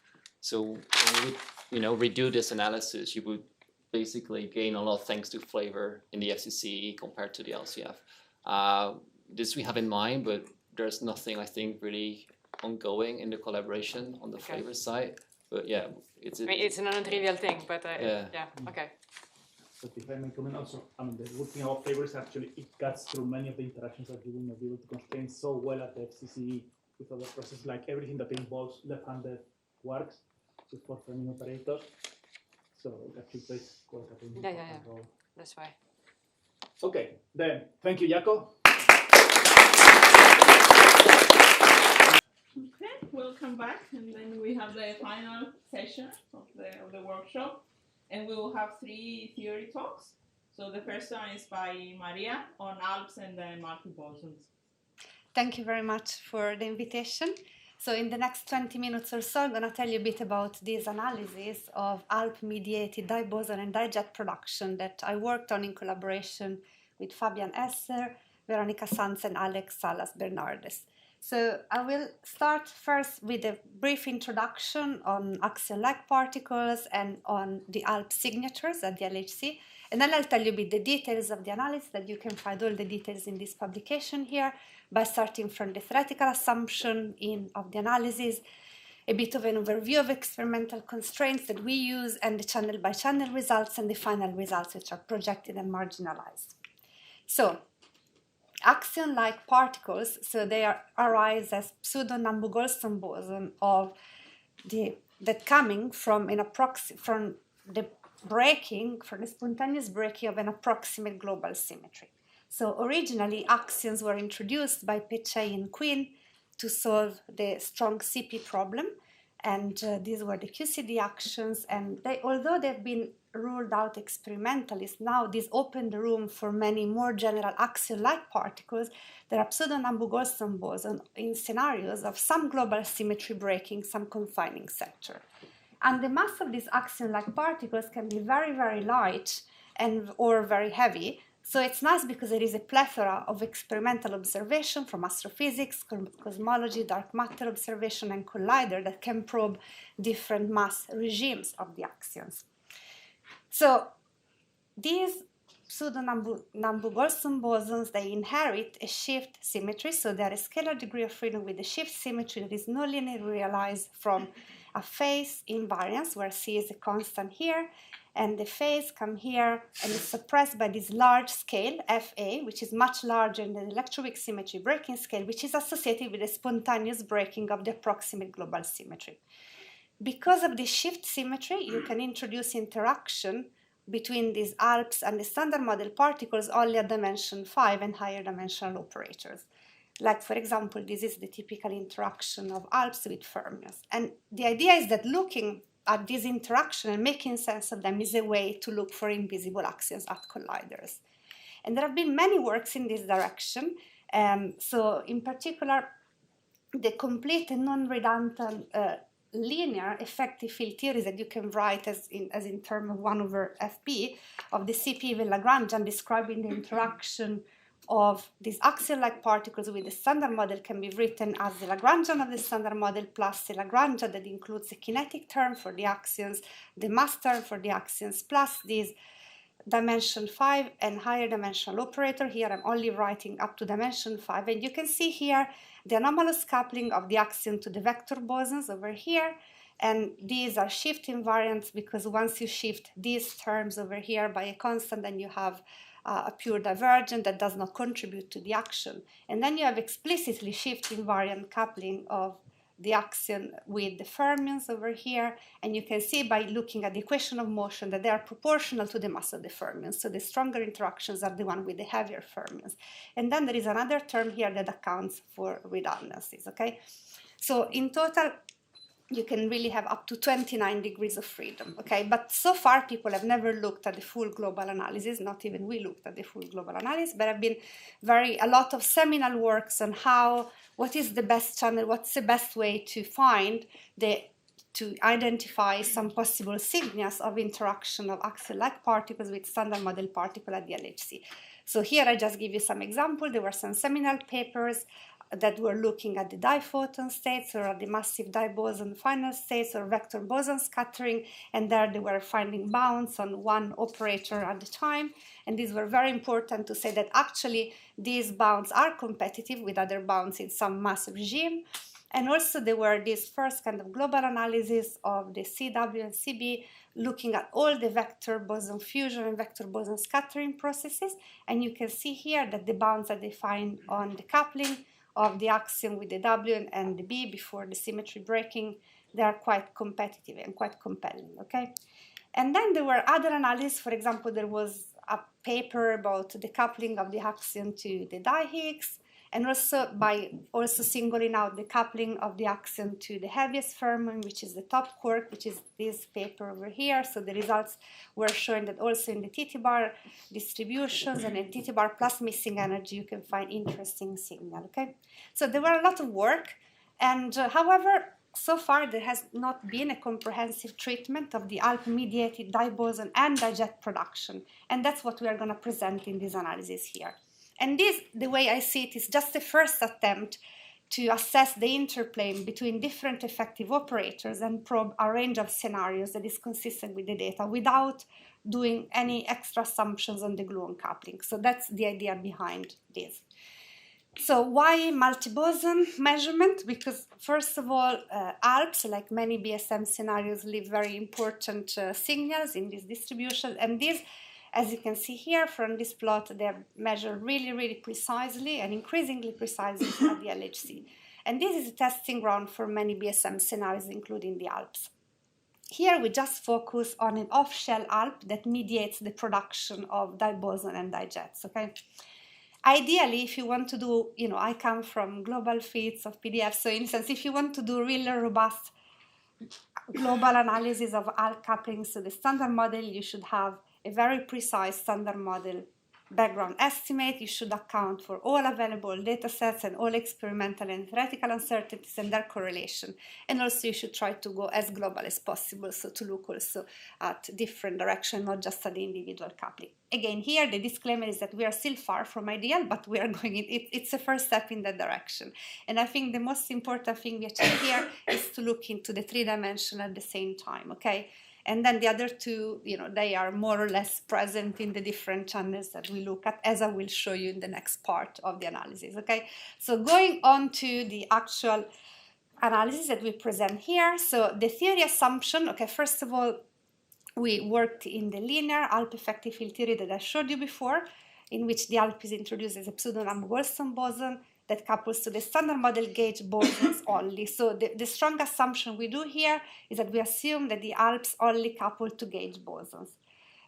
So we don't look at any interaction of the Alps to fermions, and these are all set to 0. And this is something justified in the UV because this kind of model arises when you have a heavy fermion psi that carries some approximate global U1 symmetry in some representation under the standard model gauge group.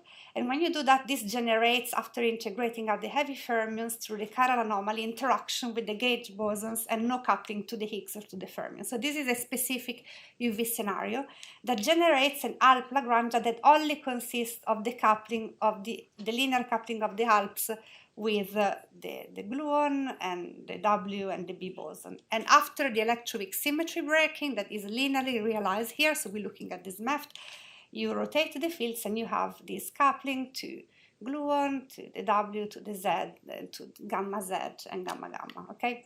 And you can write explicitly all the coupling here in terms of the 3 parameters that we are considering, CB tilde, CW tilde, and CG tilde. And you can calculate the Feynman rules in the linear LPFT of the interaction between these. And again, you have coupling with 2 bosons and coupling with 3 bosons, and in this analysis we only focus on the coupling with 2 bosons because the diboson channel are much more precisely determined as compared to the tri-boson vertices.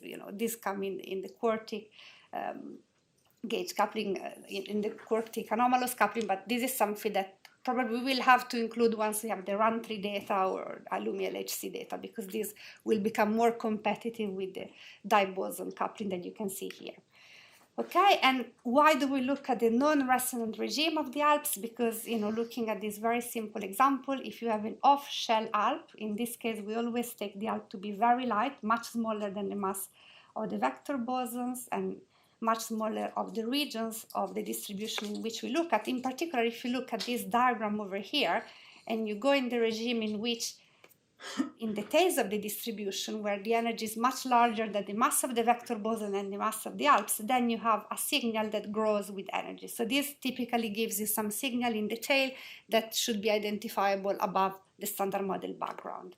And different channels can be combined without any assumption on the specific, I never know how to count, on the specific resonant region. So you have, it's interesting because it's really complementary with respect to direct Alp resonance searches, because here we don't have any assumptions on the particular mass region. So we always take a value of the Alp mass of 1 MeV, but it could be anything that is up to 1 GeV, because it just has to be much smaller than the mass of the vector boson and the distributions that we look at. Okay, and these are the experimental inputs. So here we collect all the measurements by Atlas and CMS that look at the tails of the diphoton distribution, ZZ, di-Z distribution, WW mass distribution, dijets, and also the vector boson fusion and vector boson scatterings. Okay, so here is the compilation of the 13 TeV and the 7 TeV data that look at this high region mass that we are interested in. And each channel covers a different combination of the CG over F and CW over F and CB over F. So they're all complementary for a global interpretation. And in bold or highlighted in green, you can see here the data sets that we actually include. And I want to say again that not all the data sets provide the same level of information or on the correlated systematic uncertainties, and also we use different sources for the standard model background. So this is an important disclaimer I want to say here. So let's look at the diphoton channel. Okay, this is the leading order diagram of the ALP-mediated diphoton production. You can see that this is the combination of CG tilde, CB tilde, and CW tilde that these constraints. And you can see here just a plot for representation. For example, here we set CG equal to 1, CW equal to 1. Of course, this is always divided by FA. And you can see it's nice because the diphoton provides one of the cleanest probes of ALP gauge interaction with the LHC. And you can see this ALP signal is simulated with MADGRAPH 5, AMC at an LO at leading order using the ALP linear UFO model that Ilaria provided and using RMPDF 4.0 PDF. The standard model background is taken from HEP data. So in particular, we take the estimate of the background from Sherpa because it's the one that closely matches the data. And the experimentalists here provide both the statistical uncertainty and the full breakdown of systematic uncertainties, but we only use the total uncertainty. So we do not include in the chi-square all these correlations that might become important. Okay, and we do that because the statistical uncertainty is still quite large in the tails of the distribution, which are the ones where you have the largest signal. And also we do not include any of the theory uncertainties in the background because again, they are not big as compared to the experimental uncertainties. Then if you look at the ZZ channel, again, this is a clean probe of ZZ production with relatively low background. And we do the same for the signal. And again, we take the standard model background from Sherpa, next to leading order, including the electroweak correction and next to leading order, because again, these are important in the case of the ZZ distribution, where the signal from the axion is the most important. It is really a huge enhancement in the tail for this particular choice of parameter. And also again, the experimentalists here only provide the statistical and the total systematic uncertainty, which we include but without the correlations. And these probes, a different combination of operators where the sine and the cosine are swapped, so you can see how these can disentangle in the CW and CG parameter. Okay, so then the WW channel, it probes directly the CW tilde times the CG that comes from the initial gluon. And again, here it's something where we do the same kind of thing. So we include the atlas measurements of PP to W plus W minus that decay into an electron and a muon. And then again, you can see here that the signal of the ALPS with this choice of parameter is very visible and it becomes dominant compared to the standard model background in the tails of the distribution. And then finally, the DiJet channel. This is the most delicate channel because DiJet's measurements are extremely precise. And there's a lot of care that has to be taken for the DiJet signal. So here we include the double differential distribution of DiJets measured by Atlas at 13 TeV. And for the ALP signal, we do the same. The standard model background, we compute it ourselves at next to leading order in perturbative QCD in the leading color approximation using the RNLO jet. The grids are available in Plowshare and we can implement them in our analysis. And the experimentalists here provide statistical and the full breakdown of systematic uncertainty. In this case, we see that it's absolutely important to include the cross-correlation across bin because this changes completely your fit for the CG coefficient, which is the one that you probe in here. And also, it's very important to include the dominant theoretical uncertainty, which is the PDF uncertainty. So, in fact, if you look at the chi-square profile, if you only take the diagonal uncertainty for the experimentalist, you get a value of CG that is different from 0, so it's peaked somewhere between 0.4 and 0.5. But if you actually include the full covariance matrix using the full information that the experimentalists give you, you find a distribution which is compatible with 0 and that has a given uncertainty. And also including the full correlation for the PDFs changes a bit the profile. So this is an example that tells us how it's really important to keep into account the correlated uncertainty both from theory side and from the experimental side. And then finally, there is also the VBF and VBS channels. So in particular, we look at vector boson fusion and vector boson scattering, the Z gamma channel, and the Z decays into leptons here. And this is nice because it enables to constrain the coupling of the CW and CB plane without anything. It's a purely electroweak process, so it doesn't have anything to do with CG, okay? And so, and the ALP signal again is simulated using MADGRAPH 5 at NLO, and the standard model is taken from HEP data, okay? And here, so we do an analysis, and again, we see that the signal is enhanced in the tail. It's, there are very large uncertainties, and we only look at the total uncertainties. And also we take similar results from the ZZ jet and the W plus W minus jet. And again, here it's even worse because somehow we take the data that are digitized directly from the plot. So we don't have tables from HEP data. So this is really, we had to take both the data and the uncertainties from the search paper that we used for that, okay? Anyway, it's interesting because, you know, the gamma Z channel, the one for which we do have the point from HEP data, is the one that gives the strongest constraint on the CB tilde, and a fair constraint on the CW, on the coupling of the ALPS with the W. However, then these other channels, the ZZ and the W plus W minus associated with jet, are the one that really gives a further enhanced constraint into the CW direction. So what happens when we put everything together? So the combined fits of these three Wilson coefficients, CG, CW, and CB, fixing FA to 1 TV, and of course all the results rescale as 1 over FA, give these following numbers. And you can see, looking at different ways, like the projected by looking at the individual limits, or the profile, or the three-dimensionally marginalized of this geometrical figure that you see, we see that among all the operators, the CG is the mostly constrained, with Dijk's analysis dominating in the CG direction, which tells us that this is very important to have a very careful estimate of the standard model background. The WW and the ZZ channel provide leading sensitivity, so CW, while the bounds on the CB are weaker because there is a partial cancellation in the Feynman rules that you see between the CB and CW in the coupling between axion, photon, and Z.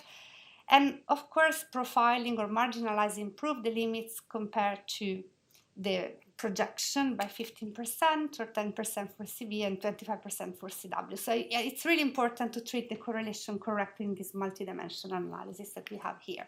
So if we look at various slices of the figure here, so of this marginalized plot, so we can see that, for example, when you have CG larger than 0, for example, take CG equal to 0.3, the combination of the gamma-gamma, ZZ, and WW channel is really gives a very, very strong constraints on the electroweak coefficients, okay?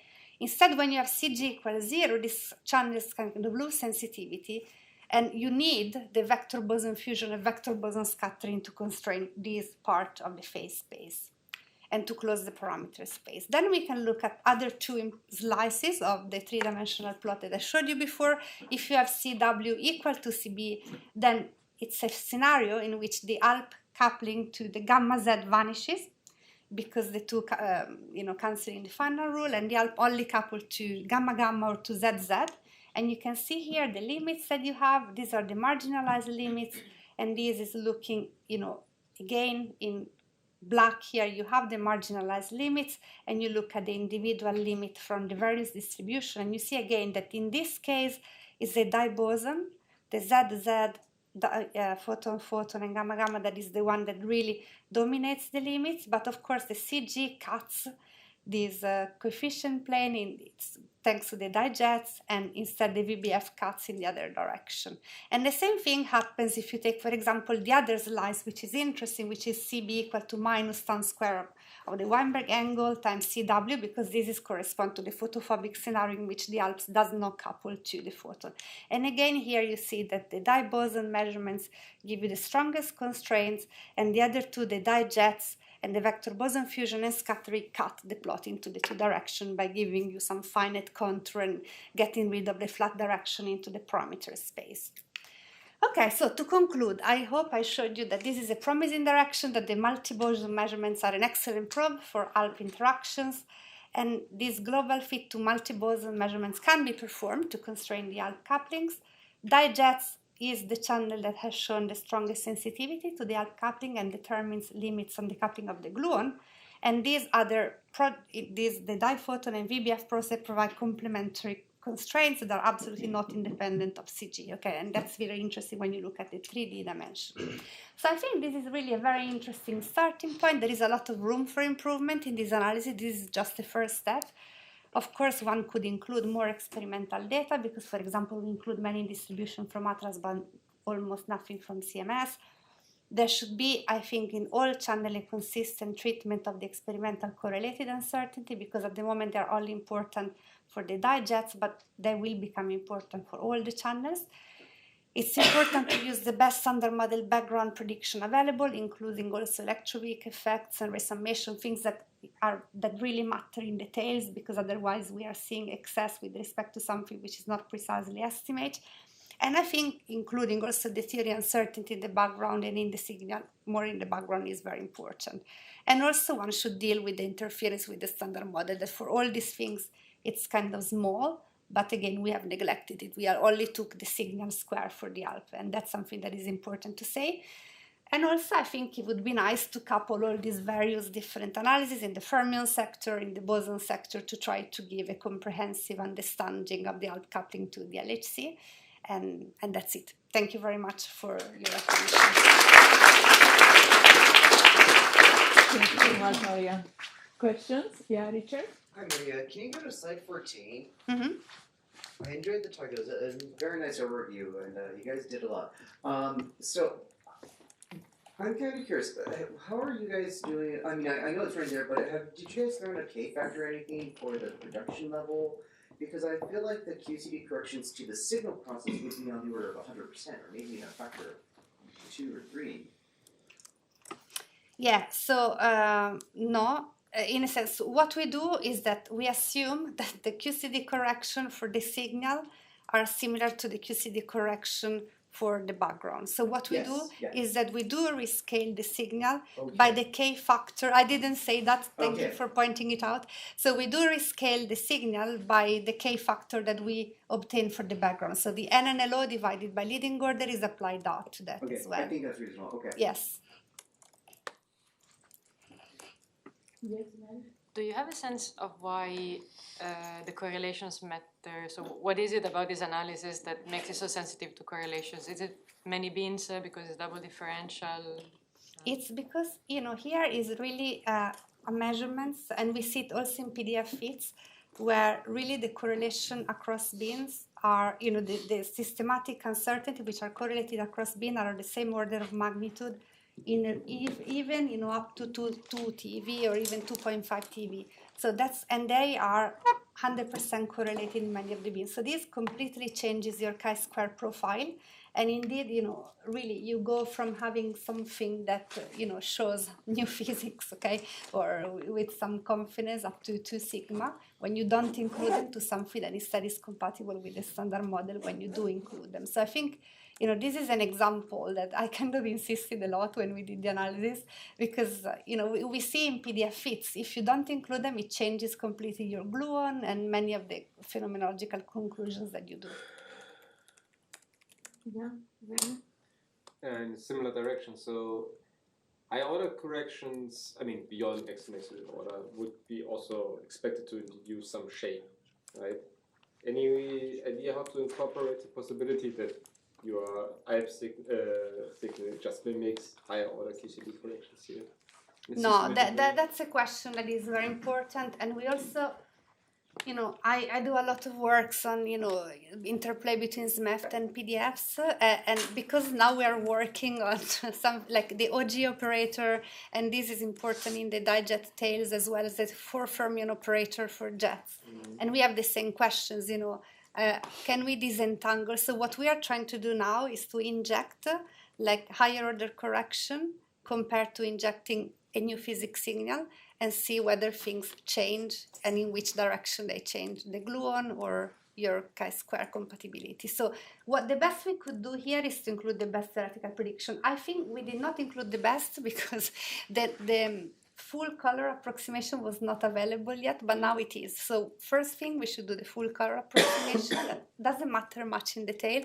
The electroweak corrections that are important here, and maybe some of the resummation effects which are not included yet.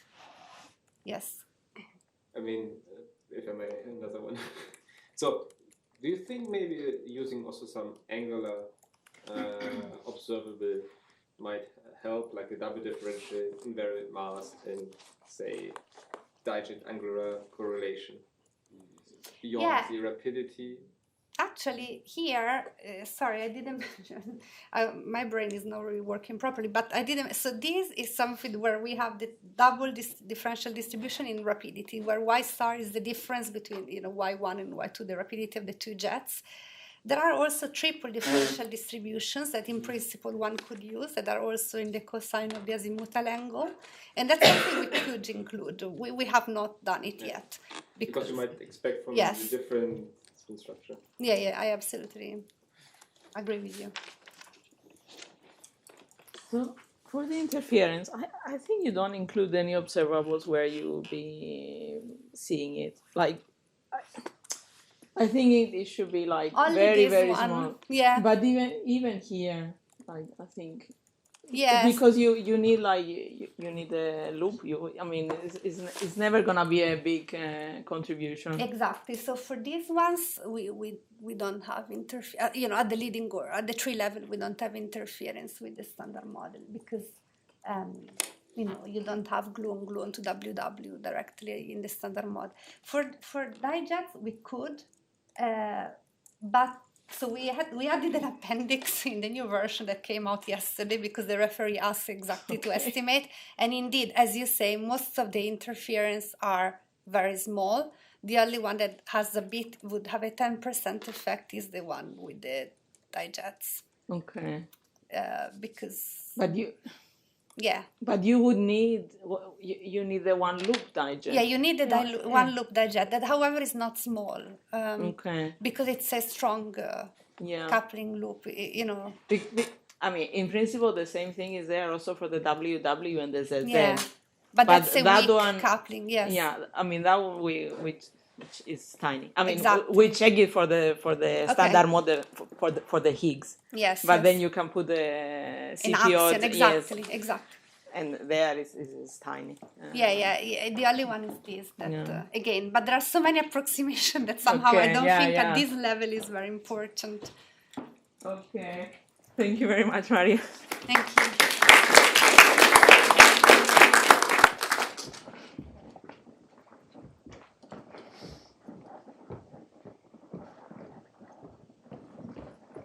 Okay, so the next talk will be by Morgan, who is going to tell us about quantum observables with diboson final states. Okay.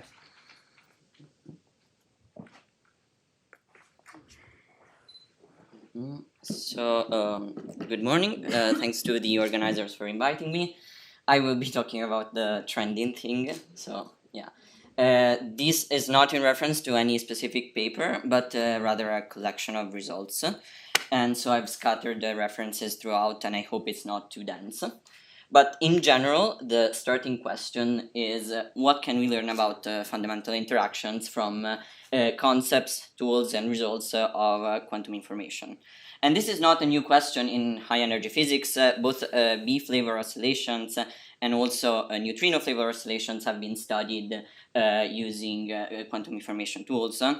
But this specific field started gaining interest in 2020 from the publication of this paper by Afik and Denova. And you can see the references across the years, they are growing. Now there is a decent amount of works that have been published, paying attention also to phenomenological and formal aspects. And we also have some experimental results that started to come out in 2023, both from the Atlas and CMS collaborations who observed entanglement between the spins of top pairs.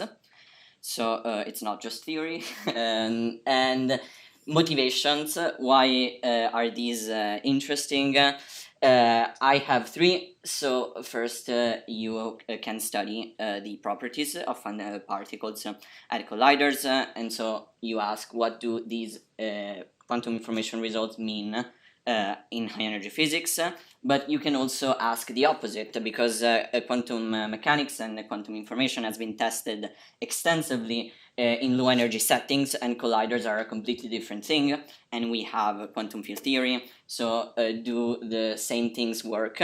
This is not trivial. In addition, if you want to do BSM, this represents, even if you stay within the standard model, uncharted territory. And I think there is a clear connection in the sense that you start from what you know of the standard model and you go into what you don't know, and this bleeds into possible new physics models and effects.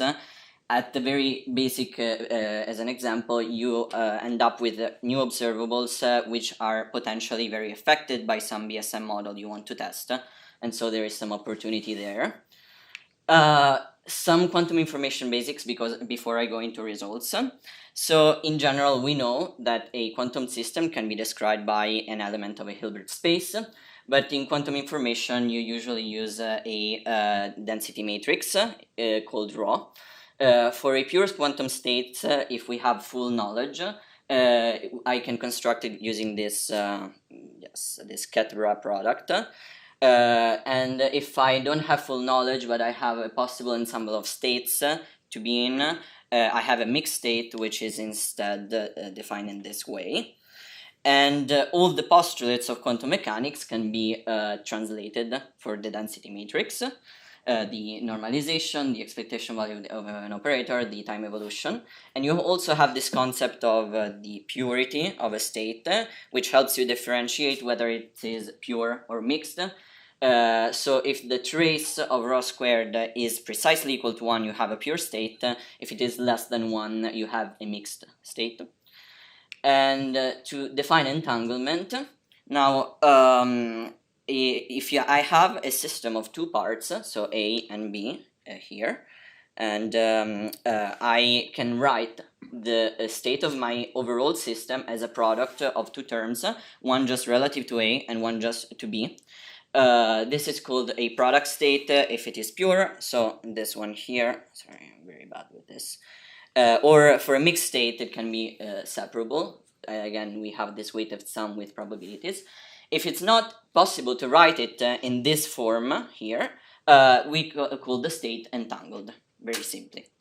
I put an example, an entangled state of two qubits, which are two-dimensional objects, so that psi AB, it's an entangled state.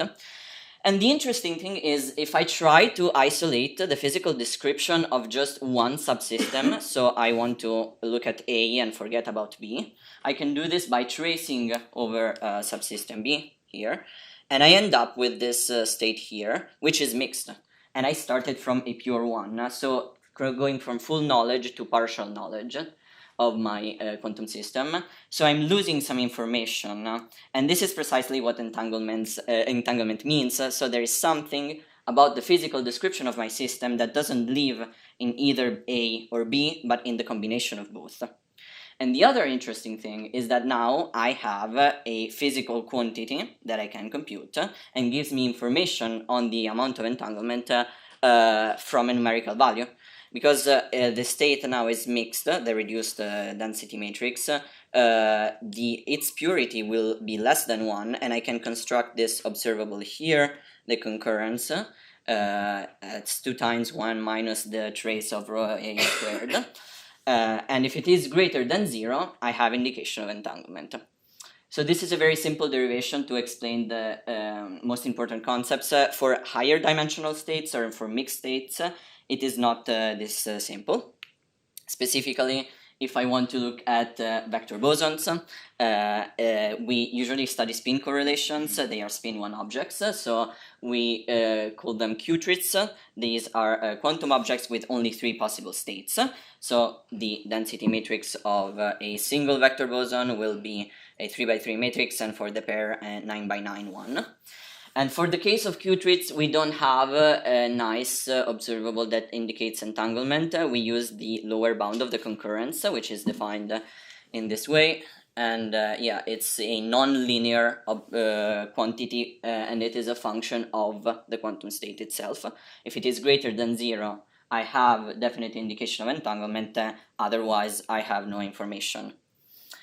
For vector bosons specifically, the current literature focuses on two processes. First is inclusive production at the LHC or any other collider, which is nicer in terms of statistics. But there is also quite a bit of interest in Higgs decays. Because the vector boson pair resulting comes from a scalar, so a spin 0 particle, and this means that my spin state is much closer to entanglement, maximal entanglement, and therefore it could be, in this sense, potentially easier to detect, but again, statistics. And there is also this nice review by Alan Barr, Fabbricasi, and others that was published. This doesn't apply only to vector bosons, but to any LHC process you can think of. They wrote about it. And these are all like the references, most of the references available for different studies on these processes. I will talk a bit more about inclusive production just at leading order, and which is easier, I think, to explain, but we'll also show some more recent results at the end. So what would a theorist do? If you want to study spin correlations, where do you start? At the very basic, from the polarized amplitude, basically. And it is possible to construct this R matrix here, again from the polarized amplitudes, and you can normalize it by its own trace, and I obtain the spin density matrix of the pair, and I can study to determine entanglement or not. More explicitly, I can write it in this form here, and note this is not Lorentz invariant. I can also then sum and weight and sum by partonic luminosity. So this is what was done in these two papers here by Raffaella Wood and others, and also Fabbricasi and others.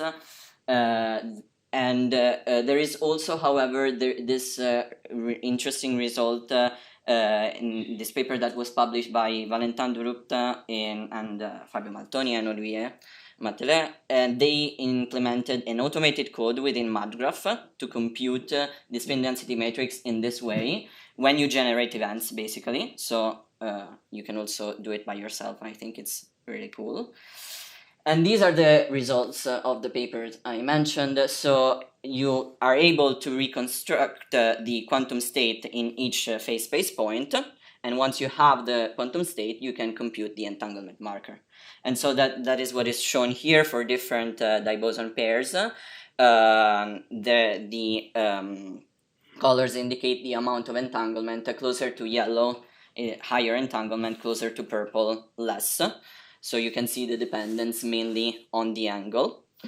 But what about experimentally? Because this is not you cannot do this with actual experimental results. In fact, the vector bosons are unstable particles, and we cannot measure the polarizations directly. So we exploit the feature of weak decays that there is a connection between spin of the parent and the angular distribution of the daughters. And the technique is called quantum tomography. And it is summarized in these two formulas here. The first one is for a single vector boson and then for the pair. So on the left-hand side, you have the angular distribution of the final state fermions, which are equal to this sum over helicities of the spin density matrix and a decay density matrix, which describes the decay of the vector boson, and it is a function of these angles. So by projecting these distributions on a basis, you end up with these polarization coefficients here, the alpha and gamma, and the quantum state is a function of these polarization coefficients.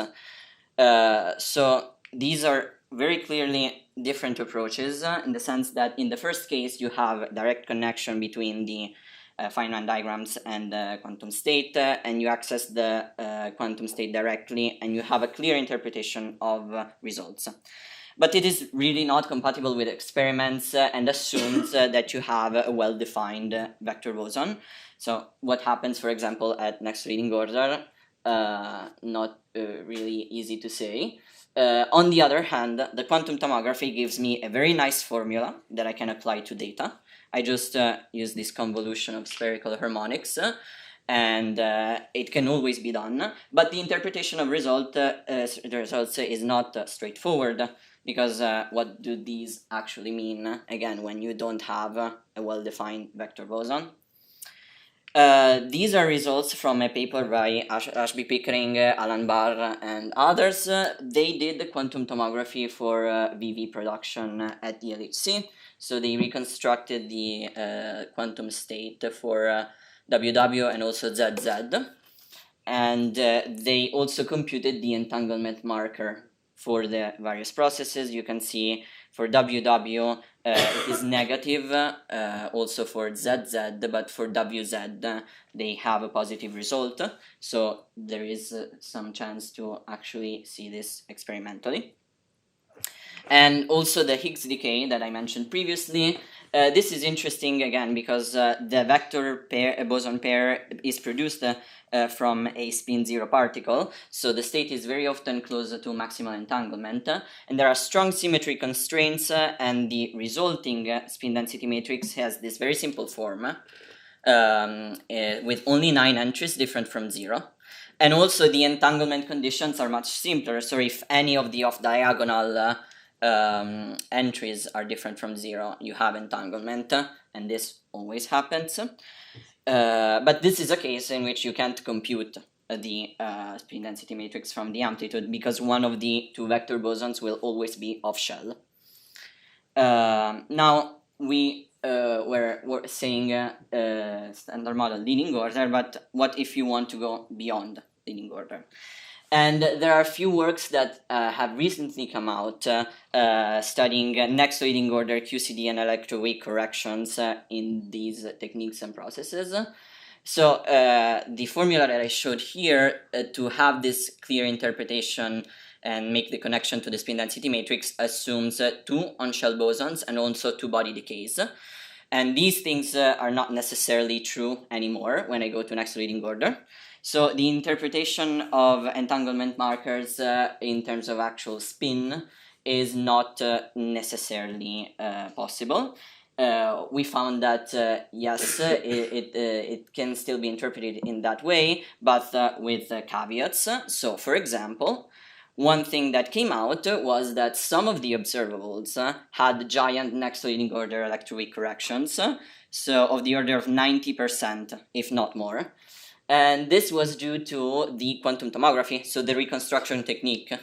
Basically, in this formula here, you have the decay of the vector boson, which is described by this gamma matrix here, which depends on a parameter eta, called the spin analyzing power. Specifically for Z decays, this is a very small parameter due to accidental cancellations. It was studied at lab quite extensively, I think, and it receives negative corrections of the order of 35% at one loop. So if you don't include this modification in your quantum tomography, you are reconstructing wrongly, basically, and you obtain these very large effects. But there are also more subtleties regarding the role of off-shell effects and 3-body decays and so on. So this is one interesting thing that I thought to mention. And also very quickly, I wanted to mention BSM stuff. This is the same paper by Raffaele Wood and others that I showed before, because they also studied the impact of SMEFT operators on the entanglement markers in these diboson production processes.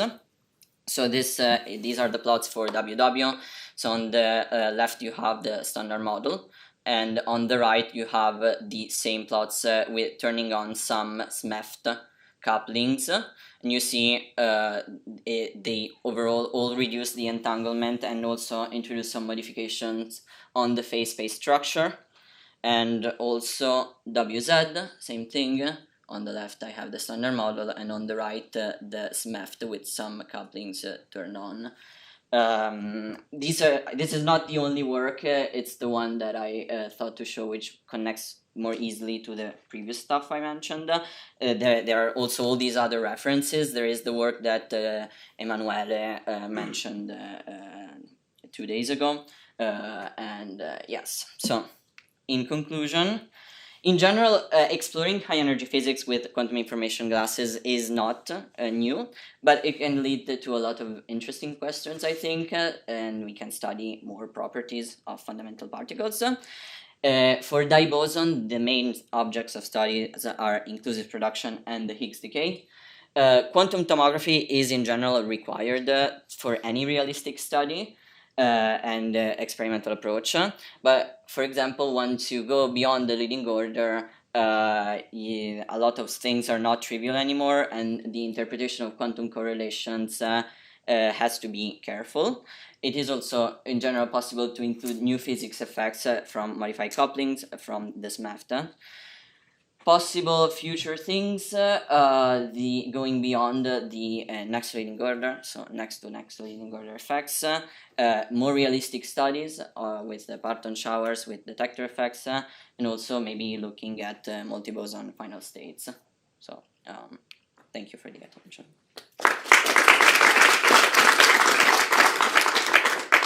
Thank you, Morgan. Questions? Yes? Thanks for your talk. So you showed at some point that, if I understood correctly, that for WZ, there might be an indication of yes. In the standard model. Yes. Yes. It. But then afterwards, in SMEFT, you showed that basically this is washed out, right? By adding some operators. And yes. So you also have to keep in mind that the derivation of these quantum observables across phase space it's not easily connected to the results you have experimentally, because this observable here is not linear. So it's not that averaging over phase space you obtain what you would get from the quantum tomography. So even just looking at this, like experimentally, you could have something which is even less positive than this. And this is because when you do the quantum tomography, you obtain a quantum state, a spin density matrix, which is an average of the whole sample you have. And averaging washes out correlations, basically. And so, yeah. Sorry, my question was more, why in this method? Like, what happens when you add these operators at the level of, like, 5-band diagrams or spin correlations? In general, depends on the way you modify the coupling, the individual vertices. I don't really have off the top of my mind specifically what happens to the different states, but in the end, like, it's all about which helicity states. I mean, all these quantum observables, they come from this density matrix, right? And then the elements of the density matrix are basically products of helicity amplitude. So once you turn on the EFT, you will change, like, the balance between different helicities. That we see also, like, even if you just look at some angular distributions, you will see the effect of turning on some of these EFT operators. And this effect, like, translates also on these quantum observables. So there might be some operators which actually increase the entanglement? Or? Yeah, it can happen, yes. Yeah. Yes. Thank you very much for the overview. So I have a question about the possibility to connect these entanglement markers with a simple differential distribution. So in the sense that is it possible to make, like, a correlation between, say, the dilepton delta phi opening angle and the Markov correlation? such that you know, I mean, for one phase space point here, you get like a marker, right? Mhm. Somewhere you see LB. Mhm. Can you do the same for something which is like more global, angular correlation between, for example, the two charge electrons or something like this, which make it maybe a bit easier to measure it?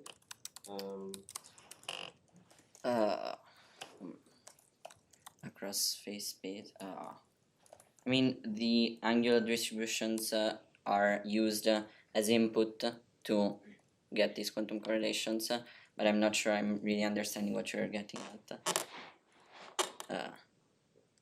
So you're thinking about something like what happens in the top case, where Yes, it's just like for you. I'm not sure if it's as simple as this here. I mean, also how you the entanglement markers here are a lot more complicated. Yeah. I mean, in top it's just basically a linear combination. Yeah, of exactly. True. So. True. And also the degrees of freedom are in general different, so you need more angles basically.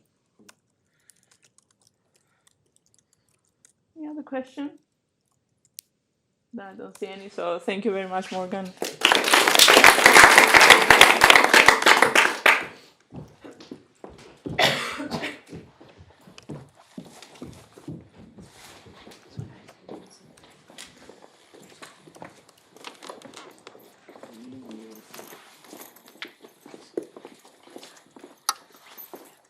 Okay, so now we have our final talk by Ivan, who is going to tell us about precision for VBF Higgs production. Yes, thank you for the introduction. This is a theory talk. I basically wanted to give you an overview of the status of weak boson fusion, also known as vector boson fusion, from the theory perspective and tell you how precise are we, what is the precision for weak boson fusion. But I tried to make it accessible to everyone. Let's see if I succeed. Weak boson fusion is the second most important channel for Higgs production after gluon fusion, followed by associated production association with a weak boson, production association with a TT bar pair, and the production association with single top quark. Alexandru Martoni already highlighted this at the beginning of his talk, but I would like to repeat it. That I will also be talking about. I'll be talking both about production of single Higgs bosons in weak boson fusion, as well as Higgs pair production in weak boson fusion. And although for Higgs pair production, weak boson fusion is also secondary compared to gluon fusion. It is interesting because it is one of the few channels which would allow you to probe quartic couplings which involve two weak bosons and two Higgs bosons, along with associated production and, as Alexandru said, Higgs production in vector boson scattering. And to my understanding, these quartic couplings are currently not constrained, as far as I know. Even though VBF has a secondary production channel, it is interesting because of its very distinctive experimental signature. VBF is usually accompanied by its signature is two nearly back-to-back jets with a large invariant mass and large separation and rapidity, and with few additional QCD jets in the central region, by which I mean not boosted in either direction. Right? Because weak boson fusion is basically you have one quark line on the top, one quark line on the bottom. They interact via electroweak interaction, but this interaction is in some sense weak. So these two quarks, which are coming from two opposite protons, most of the time keep going in the same direction after this interaction. And I will motivate this a little bit more on the following slides. This specific signature is important because it can be exploited to distinguish Higgs production VBF from QCD backgrounds. For example, from the process which is shown here. Because if you look for the specific VBF signature, then you can suppress other QCD backgrounds like the one shown here. For this reason, it is, for example, looking for Higgs to be V-bar decay. In gluon fusion is difficult because it is difficult to distinguish process on the left from the process on the right. But it is much more feasible in weak boson fusion because you can look for this specific signature.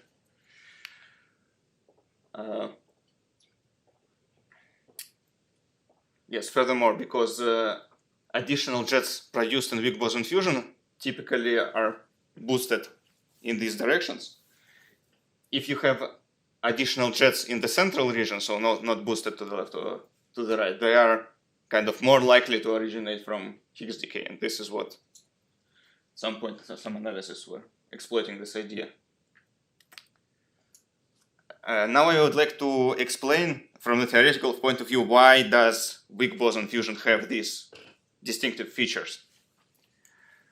At leading order, this process, at leading order in electroweak coupling, this process factorizes into, and at a leading order in QCD, this process factorizes into two deep and elastic scattering subprocesses, one on the top, one on the bottom, and they couple to each other via this exchange of electroweak boson. This is true at leading order in QCD. At next to leading order, once I add QCD corrections, I can either add them to each of these DAS subprocesses separately, or I can add a gluon which entangles the two quark lines like this. But when I do that, I get one color generator on this line, and when I sum over all colors on this line, right? So this is one loop correction to the amplitude. This is 3 level. I need to sum over all colors of this quark. I get 0. So this factorization is still true at next to leading order in QCD. It breaks at NNLO QCD, and it is also broken by some other corrections which I will describe. But this breaking is in some sense mild, and this is called double DIS approximation, or sometimes structure function approximation. And most VBF calculations are based on this approximation, and it works pretty well. At least at 95% of the cross section it will get right, and I will discuss what this approximation does not get right. I need you to understand this for the following points I wanted to make. I said that in VBF, the two VBF jets which remain after the scattering tend to be boosted in opposite directions. The reason for that is the following. Consider what happens at leading order. Right? I had an initial state quark here with some momentum p. After this emission of a weak boson has momentum p prime. Therefore, the momentum flowing through this weak boson is this q, which is the difference of momenta. The propagator of this electroweak boson over here comes with this factor 1 over q squared minus mass squared. This q squared is negative. We say that quarks are massless, therefore this q squared becomes minus 2 scalar product p prime. And this denominator is large only, it is the amplitude is large when this denominator is small, and this denominator is small when this scalar product is small. At least, okay, it should be close to the invariant mass. And this scalar product is small for collinear momenta p and p prime. This is how this factor that the quark, the quark which is incoming to weak boson fusion, after the fusion, it most of the time keeps going in the same direction. This is how it happens at leading order.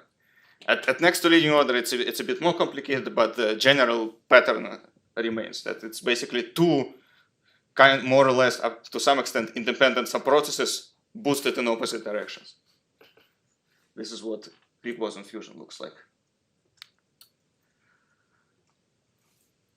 If we assume this double DIS approximation, that we can treat what is happening on top line and the bottom line independently, and then sum over all hadronic states, so we are going to work inclusively.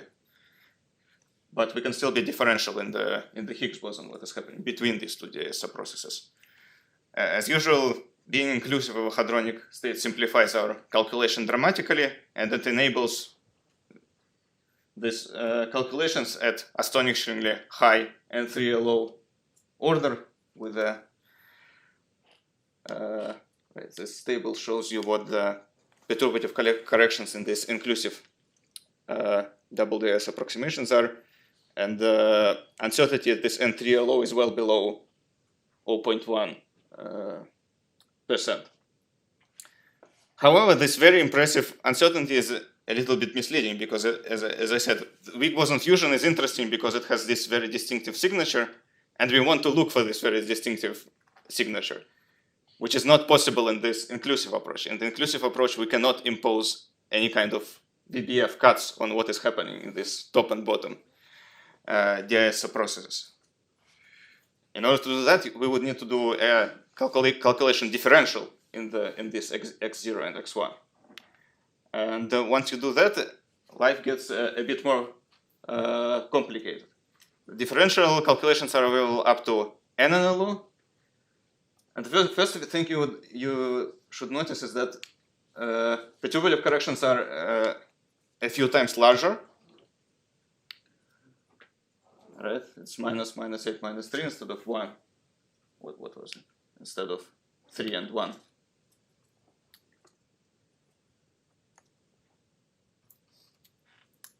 And they depend on the cuts to some extent. On the other hand, as long as we work in this double DS approximation, and we are only computing QCD corrections to the DIS-like subprocesses on top and bottom line, it doesn't matter that much what is happening in between these lines. So if we want to study double Higgs production, then this does not complicate. This does not make this calculation any more complicated. So, and for this reason, the predictions for Higgs pair production and weak boson fusion in this double DS approximation are available at the same level of precision at N3LO inclusively, or I should say semi-inclusively, because we can calculate distributions in these two produced Higgs bosons, and that up to NNLO differentially. Beyond the next most important correction beyond QCD corrections to weak boson fusion are electroweak corrections, and they are almost as important as NLO QCD corrections, right? So it's about 5 or 6%, and about plus 1% of that correction comes from gluon fusion initiated by a photon in the proton. Right? This 5 to 7% should be compared with an NLO correction of about 8% from QCD corrections. These electroweak corrections do entangle the two DIS processes. Now you can't calculate electroweak corrections separately for top DIS process and bottom DIS process. This is the first correction which breaks this factorization. Secondly, this double DIS approximation is broken at NLO QCD because now you can exchange two gluons between the two lines, and now this trick with color algebra does not work because you have two color generators, and then this trace does not vanish. Their impact was estimated in this series of papers. These corrections have an interesting story, which I would give you a little glimpse of. But the bottom line is that they are smaller than factorizable NNLO QCD corrections, but this 0.3% is larger than NQPLO corrections. And these non-factorizable corrections are of a similar size for both single and Higgs pair production. And this is kind of interesting because even though we can calculate that NQPLO in this double DIS approximation, now we know that this actually gives you a correction which is smaller than the accuracy at which this double DIS approximation is valid. The interesting story behind these non-factorizable corrections is that for a long time they were considered to be very small based on analysis of color factors in these diagrams. If you if you look at the diagram on the top, and you do this trace over color generators, and you calculate only the color factor, you get a color factor which looks like this, right? I'm taking a trace over the top quark line, have a gluon in between, which corresponds to a color factor like this, trace of TATB. And here in the corresponding non-factorizable approximations, I get something like this: two gluons connecting two different quark lines, which gives you a color factor like this, which is smaller. What I'm saying is that the color factor here in all of these non-factorizable corrections is smaller than the color factor here by a factor of NC squared minus 1, which is 8. And this was the reason why for a long time these non-factorizable corrections were considered to be very small, and they were neglected for a long time. And had they initially had been estimated as less than 0.1%. However, a more thorough analysis, which followed later in 2019, found that there are these gluons which are exchanged between two quark lines. There are Glauber modes which lead to a pi squared enhancement from an exchange of this Glauber gluon. Unfortunately, I can't explain this quickly and simply, but it turned out that yes, these non-factorizable corrections are small, but not as small as this naive analysis had initially estimated. Now, moving on to even finer corrections, there is an interference between weak boson fusion and production in association with an electric boson, which I'm drawing like this. Right here, this on the left I have weak boson fusion, and on the right I have, okay, this is it's a quark antiquark annihilate into a weak boson which emits Higgs, and then this electric boson decays into QQ bar, and this can interfere with big boson fusion because it's the same final state. These corrections were found to be with VBF cuts, very small at leading order and about 0.6% at next to leading order. There is a large difference between leading order and next to leading order due to a kinematical effect. When we are looking for first of all, this interference is strongly suppressed by the fact that we are imposing VBF cuts. And these numbers which I'm quoting, they were calculated with some set of VBF cuts where we look for two back-to-back jets with large invariant mass and with a large separation and rapidity. The reason this interference is suppressed is because the amplitude for associated production in this region of the phase space, which is selected by these VBF cuts, is small. And this is kind of the reason why we can consider associated production and weak boson fusion as two separate processes, because we can look at weak boson fusion in the phase space region where it is large and associated production is small. But here there is these numbers are small only because I'm looking at this corner of the phase space where I'm looking for weak boson fusion. If I was looking inclusively, then actually this interference is not small. And these two numbers between leading order and next to leading order are very different, because at next to leading order you can have an additional emission in associated production. You can get an additional jet, and this jet can mimic one of the VBF tagging jets. At leading order this is not possible. At leading order both of your jets have to come from a decay of an electroweak boson over here. And this decay is unlikely to give you two jets which look like VBF jets. So this is just something to be careful about.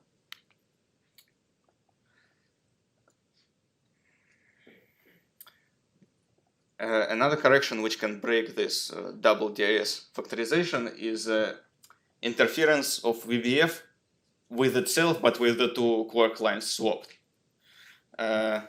This is really suppressed by basically by kinematics. As I explained, in the VBF amplitude,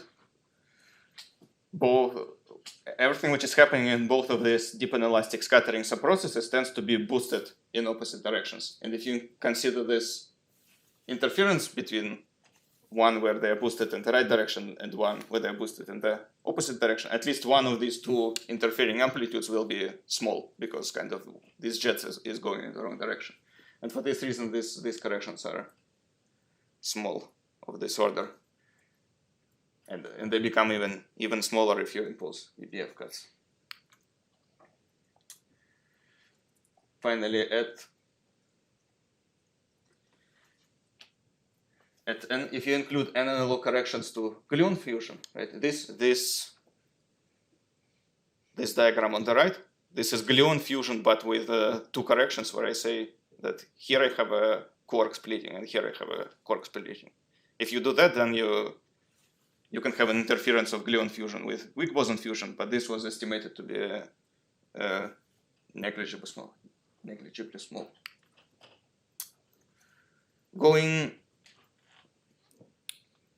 So this is the status of kind of fixed order differential calculations for weak boson fusion, but sometimes even that is not sufficient, because sometimes fixed order calculations are not sufficient and we need resummation. And as an example, I wanted to highlight a study which I did recently with my collaborators, where we tried to study Higgs boson production in weak boson fusion, followed by decay of Higgs boson into PV bar.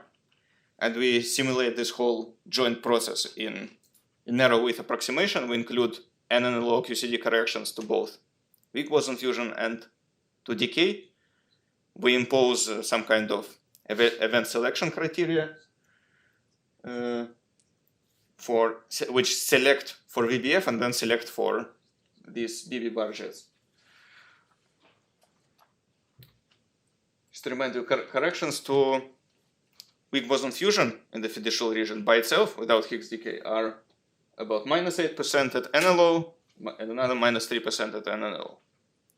Corrections to Higgs to BB bar decay width are +20% at NLO, +6% at NNLO. So we naively, you could expect that once you combine these two processes, you should get maybe something in between. But when we did this calculation, we actually discovered, surprisingly to us, large negative correction to the cross-section of the whole combined process. -30% at NLO and further -10% at NNLO. And we investigated where they come from. And they basically come from soft and collinear radiation in the decay part, in the decay subprocess of this Higgs produced in VBF and then it decays.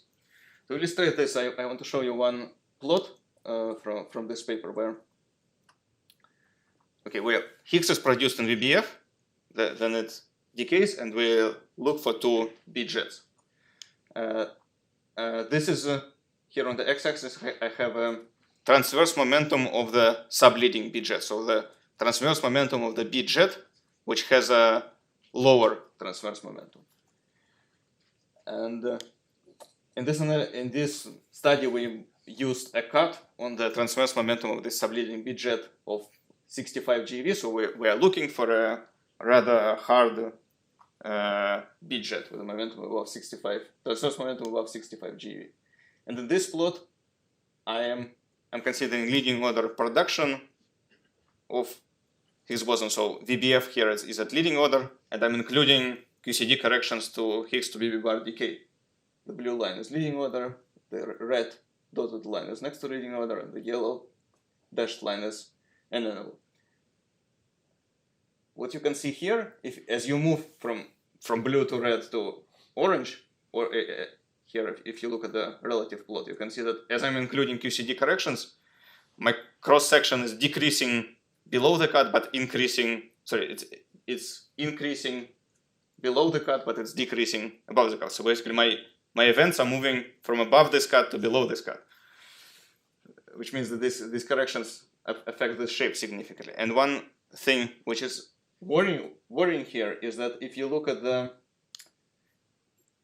look over here on this ratio plot, and you look at the size of the correction from leading order to next to leading order, and then from NLO to NNLO in this region of the phase space which we selected, these two corrections are more or less of the same size, which shows that our perturbation theory is not converging.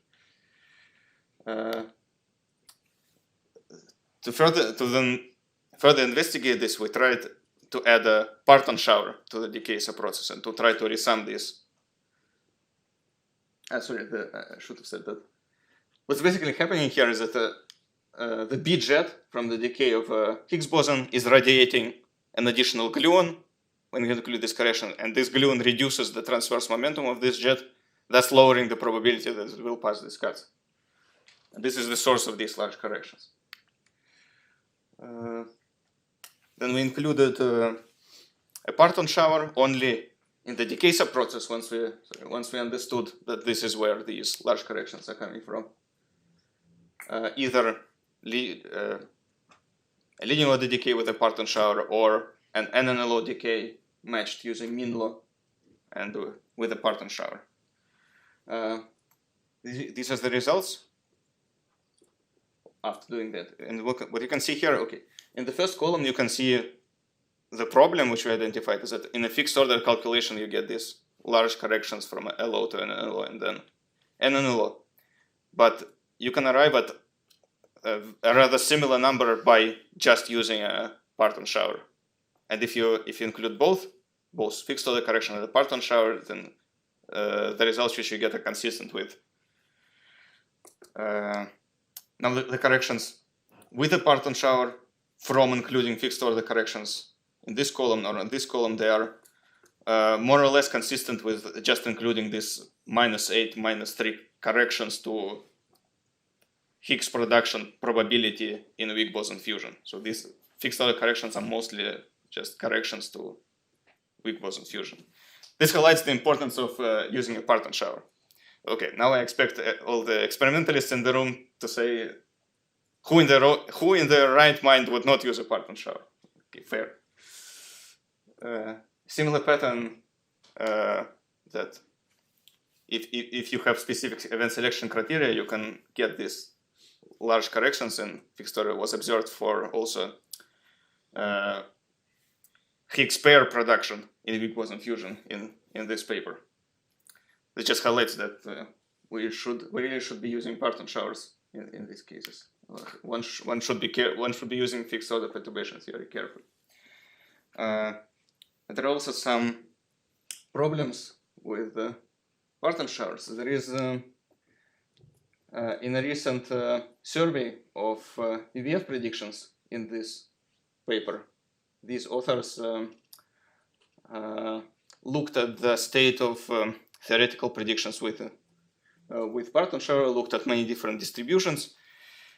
I just want to show you one of the plots from this paper. Here we're looking at distribution of EVF jets. This is a cross section, this is ratio to NLO, and these uncertainties on the predictions. So this one, the innermost one, are scale variations in matrix elements, which are, as you can see here, small compared to the full uncertainty. Then from here to here, it's a bit difficult to tell because of how this hatching works on this plot. So I'm explaining what you should look at. From here to here, this is from variation of the initial scale in a Parton shower. But the largest uncertainty comes from the fact that if you use different implementations of Parton shower, so Pythia or Herwig or Sherpa, you get different results. And this is not well understood. Where is this coming from, and what is the source of this uncertainty? And the source of this uncertainty is at the level of 5 to 10%.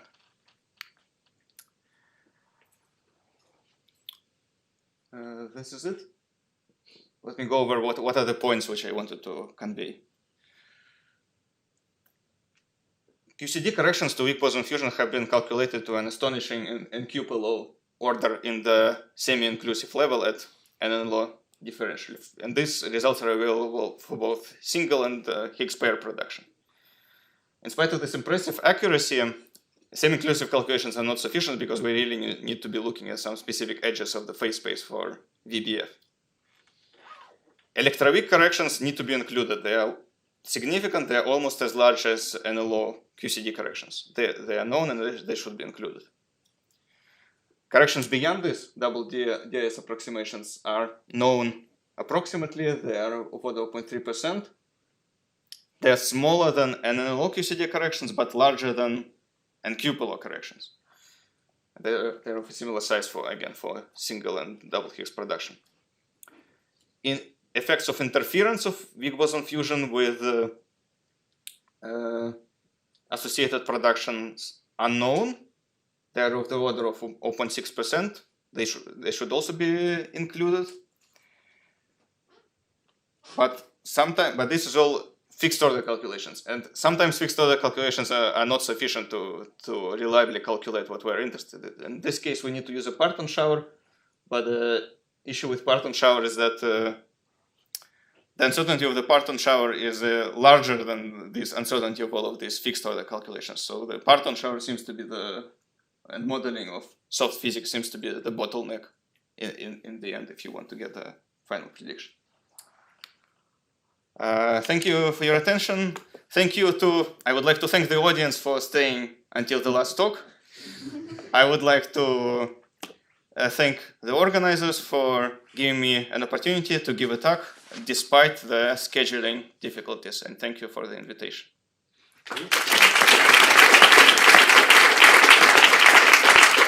I would be glad to answer your questions. Questions? Yes? Yeah, just out of curiosity, when you apply the VBF selection cuts, do you also have selections on each of the jets to be away from the beamline, say, some kind of upper? We have a transverse momentum. Only transverse momentum, but no like rapidity requirements. We do have. No, we do have a rapidity requirement. What are the rapidity requirements? Sorry, do I have a slide on that? 4.5 or 5. Do I have it written here? Yes. We have this rapidity cut, yes. Okay. It can be. Why does this matter? No, I'm just curious. Okay, yes. So, for the factorization breaking terms at N12O, I forget what you guys, what Krillin and company did. What's the power structure of this? Because I would expect that. I would hope that if you go into the large WW invariant mass limit, that this would be suppressed. But what's the power structure of the factorization breaking term? What does it look like?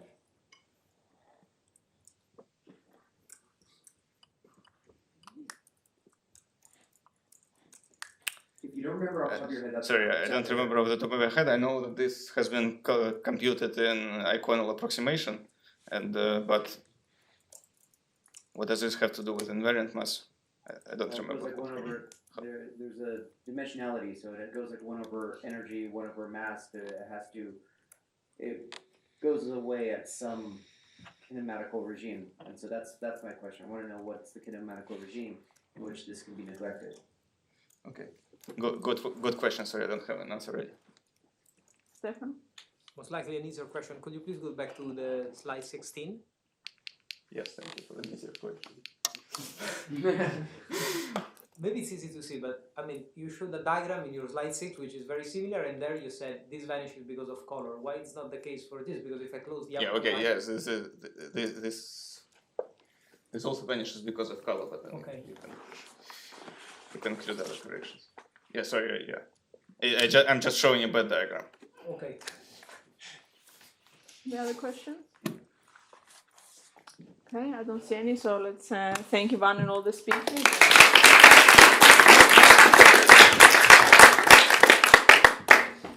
Okay, so before you all leave, I have the closing credits, and then you have the practicalities. Yeah, so, I don't have so many. So I think we should all thank KVA and Peter Branden, who is not here today, but he was our contact, for giving us this beautiful room and all the spaces that we were. They also supported us financially quite significantly for all the coffee breaks, the lunches, the dinner, the hotel of some of you. So let's give a round of applause to KVH.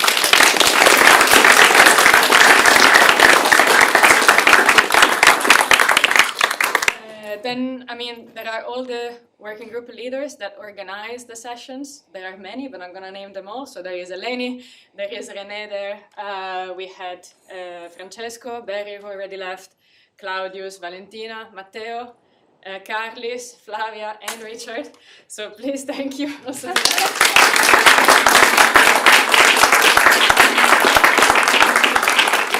I want to thank all the speakers, all the people who submitted abstracts, everybody who came, and all the session chairs. Thank you very much for helping us out.